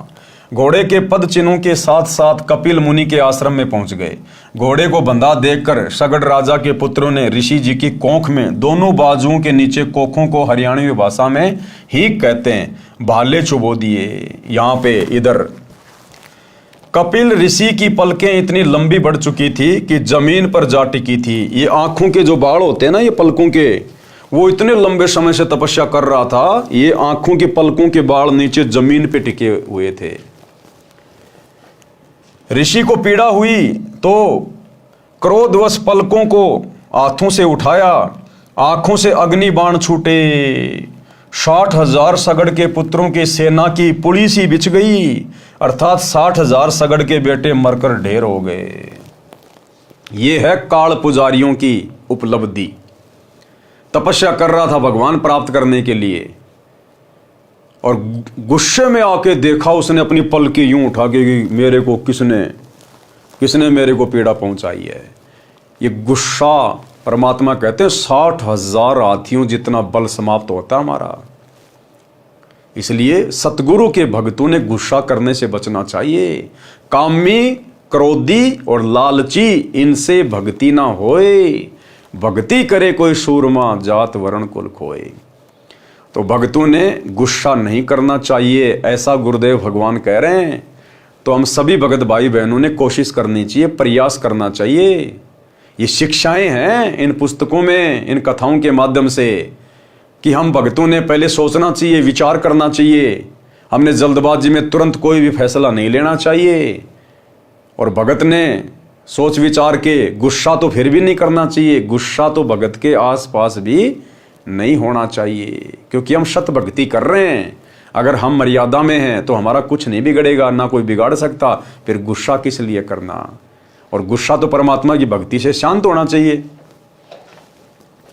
सूक्ष्म वेद में कहा है कि 60,000 सगड़ के होते कपिल मुनीश्वर खाए, जय परमेश्वर की करे भक्ति तो अजर अमर हो जाए। 72 अक्षोणी खा गया चुनक ऋषिश्वर एक, दे धारे जोरा फिरे सभी काल के भेग। अब वो कपिल ऋषि, बताओ, उसको भगवान का अवतार माना जाता है और 60,000 को खा गया। अब चाहे अपनी सिद्धि से मार दो, चाहे अपनी वचन शक्ति से मार दो, चाहे हथियार से मार दो, वो तो मरी गए। वो पाप तो कपिल ऋषि के सिर पे रखा गया। अब वो कपिल ऋषि भी किसी जन्म में स्वर्ग भोग के तपस्या के बदले फिर वो नरक में जाएगा, फिर गधा कुत्ता बनेगा, फिर चुनक ऋषि की तरह उसके सिर में कीड़े पड़ेंगे। और वो 60,000 राजा सगड़ के लड़के जो शास्त्र विधि को त्याग के मनमाना आचरण कर रहे थे, कुएं खोद रहे थे, बावड़ियां खोद रहे थे, वो बनेंगे कीड़े और कपिल ऋषि के सिर में पड़ेंगे। ये है इस काल की भक्ति की उपलब्धि, जिस काल की भक्ति पूरी दुनिया कर रही है। यानी ब्रह्मा विष्णु महेश की भक्ति करना काल की भक्ति, ओम नाम का जाप करना काल की भक्ति, दुर्गा की भक्ति करना, नवरात्रे करना काल की भक्ति, और नीचे के देवी देवताओं की भक्ति करना, पूजा पाठ करना, धार्मिक अनुष्ठान करना काल की भक्ति। इन सभी तीर्थों पे जाना, कावड़ लाना है, ये सब काल की भक्ति। एकमात्र सतगुरु की भक्ति को छोड़ के वर्तमान में सतगुरु रामपाल जी के द्वारा जो भक्ति शास्त्र अनुकूल जो बताई गई है, इस भक्ति को छोड़कर संसार में आप जो भी भक्ति कर रहे हैं वो सब काल की भक्ति है, सब काल की भक्ति। और उस काल की भक्ति का अंत में यही निर्णय निकलेगा, अगर आपने थोड़े बहुत कोई पुण्य किए, कोई सदकर्म किए हैं, दान धर्म किए हैं, थोड़े समय काल आपको स्वर्ग में बैठा देगा। उसके बाद फिर आपके पाप कर्म ढेरों हैं, उसके बाद ज़्यादा समय आपको नरक में ठोकेगा, उसके बाद आपको पृथ्वी पर 84 लाख योनियों में गधा कुत्ता शुअर बनाएगा, असहनीय कष्ट भोगोगे। फिर वो 84 लाख योनियों का चक्कर काटने के बाद फिर एक मनुष्य जन्म मिलेगा। उस मनुष्य जन्म में अगर सौभाग्य से सतगुरु मिल गया तो आपके अच्छे कर्म बनेंगे, नहीं तो वही काल की भक्ति, देवी देवताओं की भक्ति, माता मसाणी, भैरव, भूत, हनुमान की भक्ति करके फिर वही चक्कर, फिर वही स्वर्ग, वही नरक, वही 84, वही मनुष्य जन्म, ये चक्कर चलता रहेगा अरहट के कुएं की तरह। दुर्वासा कोपे तहां समझ न आई नीच, 56 करोड़ यादव कटे मची रुधिर की कीच। भावार्थ, कपिल मुनि जी, चुनक ऋषि जी तथा दुर्वासा मुनि जी संसार में कितने प्रसिद्ध हैं। ये सब काल ब्रह्म की भक्ति करने वाले वेशधारी ऋषि हैं। ये चलती फिरती मौत थी, चलती फिरती मनुष्य रूप में घाल है। घाल एक मिट्टी के छोटे मटके को तांत्रिक विद्या से आकाश में उड़ाकर दुश्मन पर छोड़ा जाता है, जैसे मूठ छोड़ी जाती है, उसे बहुत हानि होती है। गलती से भोले प्राणी इनको महान आत्मा मानते हैं। ये सब ज्ञानी आत्मा थे, ये सब उद्धार हृदय के थे, यानी अच्छी आत्मा थी, इसीलिए तो ये भक्ति कर रहे थे। लेकिन ये काल की अनुत्तम गति में लगे रहे। गीता अध्याय 7 श्लोक 18 में काल कह रहा है ना कि ये ज्ञानी आत्मा है तो ये उद्धार, ये अच्छे हैं, ये भगवान चाहते हैं, मोक्ष चाहते हैं। लेकिन तत्वदर्शी संत के नाम मिलने से ये मेरी ही घटिया साधना में लगे रहे, ओम नाम की साधना में लगे रहे, तपस्या करते रहे। सिद्धियां आ गई, किसी को शराब दे दिया, किसी को आशीर्वाद दे दिया, कुछ अपनी शक्ति यहां बर्बाद कर दी, बाकी अपनी स्वर्ग में जाके खा ली, फिर गए नरक में, फिर 84 में आएंगे। तो ये है काल की अनुत्तम गति। इन्होंने परमात्मा प्राप्ति के लिए, अपना कल्याण कराने के लिए तन मन धन अर्पित कर दिया, परंतु तत्वदर्शी संत ना मिलने के कारण है, तत्वदर्शी संत ना मिलने के कारण है। आप और हमारा कितना बड़ा सौभाग्य है भाई और बहनों, ये चीज देखो आप। इन्होंने काल ब्रह्म को एक समर्थ प्रभु मानकर गलती की और उसी की साधना ओम नाम के जाप के साथ तथा अधिक हठ योग समाधि के द्वारा की, जिससे परमात्मा प्राप्ति तो है ही नहीं, उल्टा हानि होती है, क्योंकि यह साधना शास्त्र विरुद्ध है। गीता अध्याय 16 श्लोक 23-24 में कहा है कि शास्त्र विधि को त्याग कर जो मनमाना आचरण करते हैं उनकी साधना व्यर्थ है। वे उदार आत्माएं यानी अच्छी आत्माएं इसी कारण काल ब्रह्म की अनुत्तम गति में स्थिर रहे, काल की घटिया साधना में। गीता अध्याय 17 श्लोक 5 और 6 में कहा है कि जो मनुष्य शास्त्र विधि रहित केवल मन कल्पित घोर तप को तपते हैं और दंभ अहंकार से युक्त, कामना आसक्ति अभिमान से युक्त हों। गीता अध्याय 17 श्लोक 5। शरीर में स्थित सर्व कमलों में देव शक्तियों तथा पूर्ण परमात्मा तथा मुझे भी कृष करने वाले अर्थात कष्ट देने वाले अज्ञानियों को तू असुर स्वभाव के जान। गीता अध्याय 17 श्लोक 6। यही प्रमाण गीता अध्याय 16 श्लोक 17 से 20 में भी है। वे अपने आप को श्रेष्ठ मानने वाले घमंडी पुरुष धन और मान के मद से युक्त होकर केवल नाममात्र यज्ञों का पाखंड से शास्त्र विधि रहित पूजन करते हैं। गीता अध्याय 16 श्लोक 17। अहंकार, बल, घमंड, कामना, क्रोध आदि के वश और दूसरों की निंदा करने वाले पुरुष अपने और दूसरों के शरीर में स्थित मुझसे द्वेष करने वाले होते हैं। गीता अध्याय 16 श्लोक 18। उन द्वेष करने वाले पापाचीर, क्रूर कर्मी, जो वचन से करोड़ों व्यक्तियों की हत्या करने वाले, जैसे चुनक ऋषि मानदाता की 72 करोड़ सेना को अपने वचन से मार दिया, दुर्वासा ऋषि 56 करोड़ यादवों को अपने वचन से मार दिया, कपिल मुनि सगड़ के 60,000 लड़कों को मार दिया, और आम व्यक्ति समाज में जो छोटी मोटी भक्ति साधना करता है, मंदिर मस्जिद में जाता है और छोटा सा लड़ाई झगड़ा होता है, पता नहीं क्या क्या उसको श्राप दे देता है, तेरे साथ ये हो जाएगा, तेरा सत्यानाश हो जाएगा, तो वो भी अपनी भक्ति नष्ट ही कर रहा है। तो कहते हैं ऐसे पापाचारी, क्रूर कर्मी, कहते हैं वो तो भयंकर कष्ट को प्राप्त होंगे। उन द्वेष करने वाले पापाचीर, क्रूर कर्मी, जो वचन से करोड़ों व्यक्तियों की हत्या करने वाले नराधमों अर्थात नीच मनुष्यों को मैं संसार में बार बार आसुरी अर्थात राक्षसी योनियों में डालता हूं। अर्थात जो व्यक्ति काल की साधना करेगा, काल से नीचे जितने भी देवी देवता ब्रह्मा विष्णु महेश दुर्गा भैरव भूत हनुमान माई मसाणी सेठ शीतला, कहते हैं जो इनकी भक्ति करेगा, पूजा करेगा, उनको मैं राक्षस की योनियों में डालता हूं, राक्षस की योनियों में। तो सोचो भाई और बहनों, आप क्या कर रहे हो।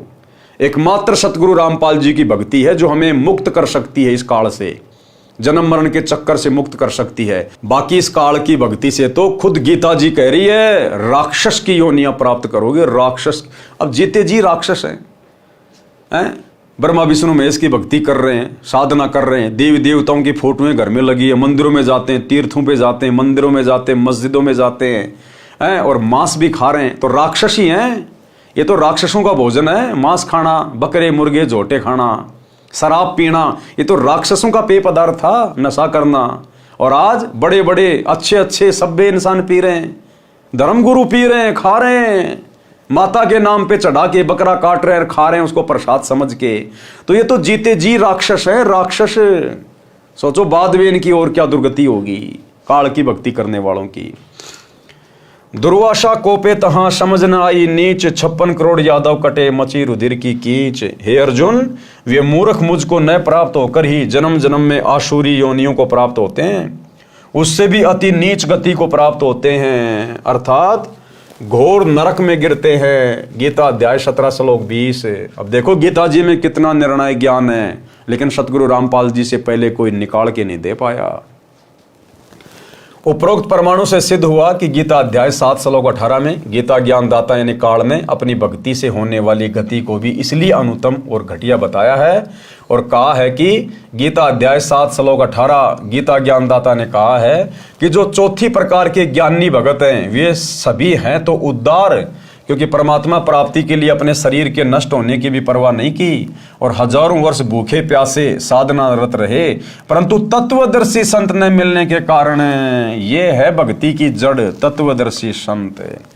परंतु तत्वदर्शी संत न मिलने के कारण वे सभी मेरी अनुत्तम अर्थात घटिया गति अर्थात ब्रह्म साधना से होने वाले मोक्ष जो ऊपर ऋषियों को हुआ उसमें स्थिर रहे, अर्थात जन्म मरण 84 लाख योनियों के चक्कर वाली गति में रहे। गीता अध्याय 7 श्लोक 18 में कहा हुआ है। निष्कर्ष, चुनक ऋषि, दुर्वासा ऋषि तथा कपिल ऋषि ने जो ओम नाम जाप किया उसकी भक्ति के फलस्वरूप ये कुछ समय ब्रह्मलोक में जाएंगे, वहां भक्ति समाप्त करके फिर पृथ्वी पर राजा बनेंगे, क्योंकि सूक्ष्म वेद में लिखा है तप से राज मिलता है, तप से राज मदमानम, राज्य प्राप्त करके राजा बन के फिर वो अहंकार में फूल जाता है, लाखों लोगों का सत्यानाश कर देता है, कितने लोग मरवा देता है, कितने ही वो दारू के ठेके खुलवाएगा, कितने ही वो बूचड़ खाने खुलवाएगा, सारे पाप कर्म राजा के सिर पे रखे जाएंगे। तो कहते हैं उस आत्मा ने पिछले जन्म में जो तप किया था उसके बदले फिर वो पृथ्वी पे राजा बनता है, और राजा बनकर फिर वो मान बढ़ाई और अहंकार में फूल जाता है, और जन्म तीसरे शुक्र सवानम, उसके बाद फिर मरने के बाद गधा और कुत्ता भी बनेगा। फिर कुत्ता गधा बनेंगे, फिर नरक जाएंगे। जब कुत्ते बनेंगे तब इनके सिर में कीड़े पड़ेंगे। जो व्यक्ति इनके श्राप से मरे थे, चुनक ऋषि के श्राप से, दुर्वासा के श्राप से, फिर ये ऋषि जन क्या बनेंगे? कुत्ते बनेंगे फिर ये, और इनके सिर में कीड़े पड़ेंगे। वो 56 करोड़ यादव जो मरे थे वो कीड़े बन के दुर्वासा ऋषि जब कुत्ते की योनि प्राप्त करेगा उसके सिर में पड़ेंगे और अपना बदला लेंगे। उनका पाप इनको भोगना पड़ेगा, कीड़े इनका मांस चुन चुन कर खाएंगे। इसलिए गीता में भी ऐसे साधकों के विषय में बताया है, वो आप जिन्हें ऊपर पढ़ लिया। उपरोक्त कथाओं का सारांश अब गुरुदेव भगवान कह रहे हैं, इन कथाओं का निष्कर्ष क्या है? नंबर 1, ब्रह्म साधना यानी काल की साधना अनुत्तम यानी घटिया है। जब काल की साधना जो सबसे ऊपर है 21 ब्रह्मांड में, काल से नीचे दुर्गा, दुर्गा से नीचे ब्रह्मा विष्णु महेश, ब्रह्मा विष्णु महेश से नीचे ये इंद्र, इंद्र से नीचे 33 करोड़ देवी देवता, 33 करोड़ देवी देवताओं से नीचे 88,000 ऋषि, फिर ये ब्राह्मण वगैरह, फिर आम व्यक्ति, फिर ये माता मसाणी, भैरव, भूत, सेडला फेडला, पता नहीं क्या क्या, फिर ये बड़ पीपल, घास वास। तो जब ब्रह्म जो सबसे ऊपर है, जब उसकी साधना भी घटिया है, अनुत्तम है, 2 कोडी की नहीं है, अंत में एक गधा बना के छोड़ेगी, तो बताओ फिर नीचे किसकी भक्ति करके हम मोक्ष प्राप्त करेंगे? तो क्या कहा जा रहा है? ब्रह्म साधना अनुत्तम यानी घटिया है। नंबर 2, 3 ताप को श्री कृष्ण जी भी समाप्त नहीं कर सके। श्राप देना 3 ताप में आता है। दुर्वासा के श्राप के शिकार स्वयं श्री कृष्ण सहित सर्व यादव भी हो गए। तुम कौन राम का जपते जापम, ताते कटे ना तीनों तापम। ये ब्रह्मा विष्णु महेश तो 3 ताप को भी समाप्त नहीं कर सकते। ये खुद अपने कर्मों को नहीं काट पाए। त्रेता में श्री राम ने बाली को मारा धोखे से, द्वापर में श्री कृष्ण बनकर और पैर में जहरीला तीर खाकर मृत्यु को प्राप्त हुए। दुर्वासा ऋषि ने श्राप दिया, ये 3 ताप में आता है श्राप देना। श्री कृष्ण जी उसको भी नहीं काट पाए, यादव ही कट गए, श्री कृष्ण ही मर गया। तो ये काई के समर्थ भगवान हैं। इनकी भक्ति करने से जब हमारे 3 ताप के कष्ट नहीं कट रहे तो जन्म मरण का रोग कहां से कटेगा? दुर्वासा के श्राप के शिकार स्वयं श्री कृष्ण सहित सर्व यादव भी हो गए। नंबर 3, श्री कृष्ण जी ने श्राप मुक्त होने के लिए यमुना में स्नान करने के लिए कहा, यह समाधान बताया था। उससे श्राप नाश तो हुआ नहीं, यादवों का नाश अवश्य हो गया। विचार करें, जो अन्य संत या ब्राह्मण जो ऐसे स्नान या तीर्थ करने से संकट मुक्त करने की राय देते हैं, वे कितने कारगर हैं। जब श्री कृष्ण जी ने 3 लोक के भगवान ने 56 करोड़ यादवों को नहाने की सलाह दी कि तुम तीर्थ पे जाओ, प्रभास क्षेत्र में यमुना के वहां तुम श्राप मुक्त हो जाओगे, और 56 करोड़ यादव नाश हो गए, खत्म हो गए। तो वर्तमान में छोटे मोटे ये पंडित, ये पुजारी जो हमारे को गया में जाके, हरिद्वार में जाके, मथुरा में जाके, बरसाने में जाके जो नहाने की सलाह देते हैं, तो इनके द्वारा बताया गया समाधान कहाँ काम करेगा जब श्री कृष्ण जी का समाधान फेल हो गया? अर्थात व्यर्थ है। क्योंकि जब भगवान त्रिलोकीनाथ द्वारा बताए समाधान यमुना स्नान से कुछ लाभ नहीं हुआ, तो अन्य तटपुंजियों, ब्राह्मणों व गुरुओं द्वारा बताए स्नान आदि समाधान से कुछ होने वाला नहीं है। वो तो केवल पेट भरने के लिए हमें मूर्ख बना रहे हैं। नंबर 4, पहले श्री कृष्ण जी ने दुर्वासा के श्राप से बचाव का तरीका बताया था कि उस कढ़ाई को घिसाकर चूर्ण बनाकर प्रभास क्षेत्र में यमुना नदी में डाल दो, न रहेगा बांस, ना बजेगी बांसुरी। बांस भी रह गया और 56 करोड़ यादवों की बांसुरी भी बज गई, यानी सबका सत्यानाश हो गया। श्री कृष्ण जी का समाधान कोई काम नहीं आया। फिर ये 11-21-51 रुपए लेके जो रोड पे बैठ के समाधान बताते हैं, भला इनके समाधान से क्या होगा? सज्जनों, वर्तमान में बुद्धिमान मानव है, शिक्षित है। मेरे द्वारा कौन? सतगुरु रामपाल जी भगवान कह रहे हैं कि मेरे द्वारा बताए ज्ञान को शास्त्रों से मिलाओ, फिर भक्ति करके देखो क्या कमाल होता है। यानी तुम्हारे राम, तुम्हारे कृष्ण, ब्रह्मा विष्णु महेश, ये ब्रह्म, इसकी साधना तुम लाख जन्म कर लो और सतगुरु रामपाल जी की भक्ति एक बार 6 महीने करके देखो। 6 महीने पहले उनके सत्संग सुनो, महीना 2 महीना ध्यान से यूट्यूब पर घर बैठे, उसके बाद इनसे दीक्षा लो और 6 महीने में देखो तुम्हें क्या रिजल्ट मिलता है, क्या रिजल्ट मिलेगा तुम्हें। प्रसंग आगे चलाते हैं। नंबर 1, तीनों गुणों रजगुण ब्रह्मा जी, सतगुण विष्णु जी तथा तमगुण शिव जी की भक्ति करना व्यर्थ सिद्ध हुआ। नंबर 2, गीता ज्ञानदाता ब्रह्म यानी काल की भक्ति स्वयं गीता ज्ञानदाता यानी काल ने गीता अध्याय 7 श्लोक 18 में अनुत्तम यानी घटिया बताई है। उसने गीता अध्याय 18 श्लोक 62 में उस परमेश्वर अर्थात परम अक्षर ब्रह्म की शरण में जाने को कहा है। यह भी कहा है कि उस परमेश्वर की कृपा से ही तू परम शांति तथा सनातन परम धाम को प्राप्त होगा। और वो परमेश्वर, वो परम अक्षर ब्रह्म आज सतगुरु रामपाल जी के रूप में धरती पे प्रकट है, कबीर देव। नंबर 3, गीता अध्याय 15 श्लोक 1 से 4 में संसार रूपी वृक्ष का वर्णन है तथा तत्वदर्शी संत की पहचान भी बताई है। संसार रूपी वृक्ष के सब हिस्से, जड़े, मूल कौन परमेश्वर है, तना कौन प्रभु है, डार कौन प्रभु है, शाखाएं कौन कौन देवता हैं, पात रूप संसार बताया है। इसी अध्याय 15 श्लोक 16 में स्पष्ट किया है कि नंबर 1, क्षर पुरुष ये 21 ब्रह्मांड का प्रभु है यानी काल है। इसे ब्रह्म, काल ब्रह्म, ज्योति निरंजन भी कहा जाता है। ये नाशवान है, हम इसके लोक में रह रहे हैं, हमें इसके लोक से मुक्त होना है तथा अपने परमात्मा कबीर जी के पास सतलोक में जाना है। और परमात्मा कबीर स्वयं सतलोक से चलकर सतगुरु रामपाल जी के रूप में धरती पर आ चुके हैं। नंबर 2, अक्षर पुरुष ये 7 संग ब्रह्मांडों का प्रभु है, ये भी नाशवान है। हमने इसके 7 संग ब्रह्मांडों के क्षेत्र से होकर सतलोक जाना है, इसलिए इसका टोल टैक्स देना है, बस इससे हमारा इतना ही काम है। गीता अध्याय 15 श्लोक 17 में कहा है कि उत्तम पुरुष तू अन्य परमात्मा इति उदारते ये लोक तरम अवश्य विवर्ती अवय ईश्वर है। सरलार्थ, गीता अध्याय 15 श्लोक 16 में कहे 2 पुरुष, एक क्षर पुरुष, दूसरा अक्षर पुरुष है। इन दोनों से अन्य है उत्तम पुरुष अर्थात पुरुषोत्तम। उसी को परमात्मा कहते हैं जो तीनों लोकों में प्रवेश करके सबका धारण पोषण करता है। जो तीनों लोकों में प्रवेश करके सबका धारण पोषण करता है वह वास्तव में अविनाशी परमेश्वर है, यानी वो कभी जन्म और मृत्यु में नहीं आता और ना उसकी भक्ति करने वाला फिर कभी सतलोक जाने के बाद जन्म और मृत्यु में आएगा।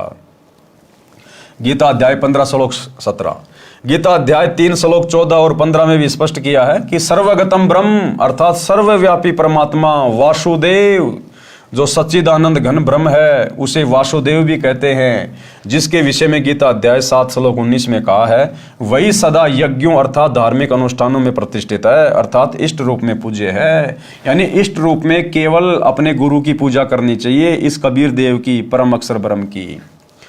पूर्ण रूप से दीक्षा लेकर मर्यादा में रहकर भक्ति करो, इस प्रकार जीने की राह पर चलकर संसार में सुखी जीवन जिएं तथा मोक्ष रूपी मंजिल को प्राप्त करें।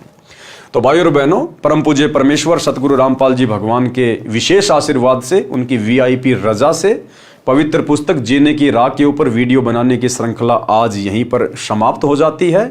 इसके बाद गुरुदेव ने भक्ति और मर्यादाओं को लेकर कुछ बातें लिखी हैं कि यदि आपने शरण में आकर भक्ति करनी है तो आपने कुछ मर्यादाओं का आजीवन पालन करना पड़ेगा। वो मर्यादाएं क्या हैं, वो नियम क्या हैं जिनको निभाकर ही हम सतगुरु की भक्ति को सफल कर सकते हैं। तो जीने की राह पुस्तक का जो सरलार था वो कंप्लीट हुआ, खत्म हुआ। इसके लिए हम गुरुदेव भगवान का अनंत कोटि बार दंडवत धन्यवाद करते हैं। और कल के वीडियो में आपको भक्ति और मर्यादाओं के विषय में विस्तार से बताया जाएगा, समझाया जाएगा। ये मर्यादा आप और हमारे लिए भी बहुत आवश्यक हैं, जिन्होंने उपदेश ले लिया उनके लिए भी बहुत आवश्यक हैं। तो एक बार इसी बहाने हम सभी भगत भाई बहनों को भी मर्यादाओं के विषय में पता चलेगा, ताकि हम आगे कोई गलती ना कर बैठें। और जो भाई बहन सतगुरु रामपाल जी से उपदेश लेना चाहते हैं, उनके सत्संग सुन रहे हैं, पुस्तकें पढ़ रहे हैं, तो उनको किन किन मर्यादाओं का पालन करना पड़ेगा, उनको भी इन बातों का पता चलेगा। तो कल रात्रि 8 बजे सभी भगत भाई बहन फिर से लाइव जुड़िएगा। तब तक गुरुदेव भगवान हम सबको आज्ञा दे, इजाजत दे, सद्बुद्धि दे, आशीर्वाद दे। बंदी छोड़ सतगुरु रामपाल जी भगवान की जय हो।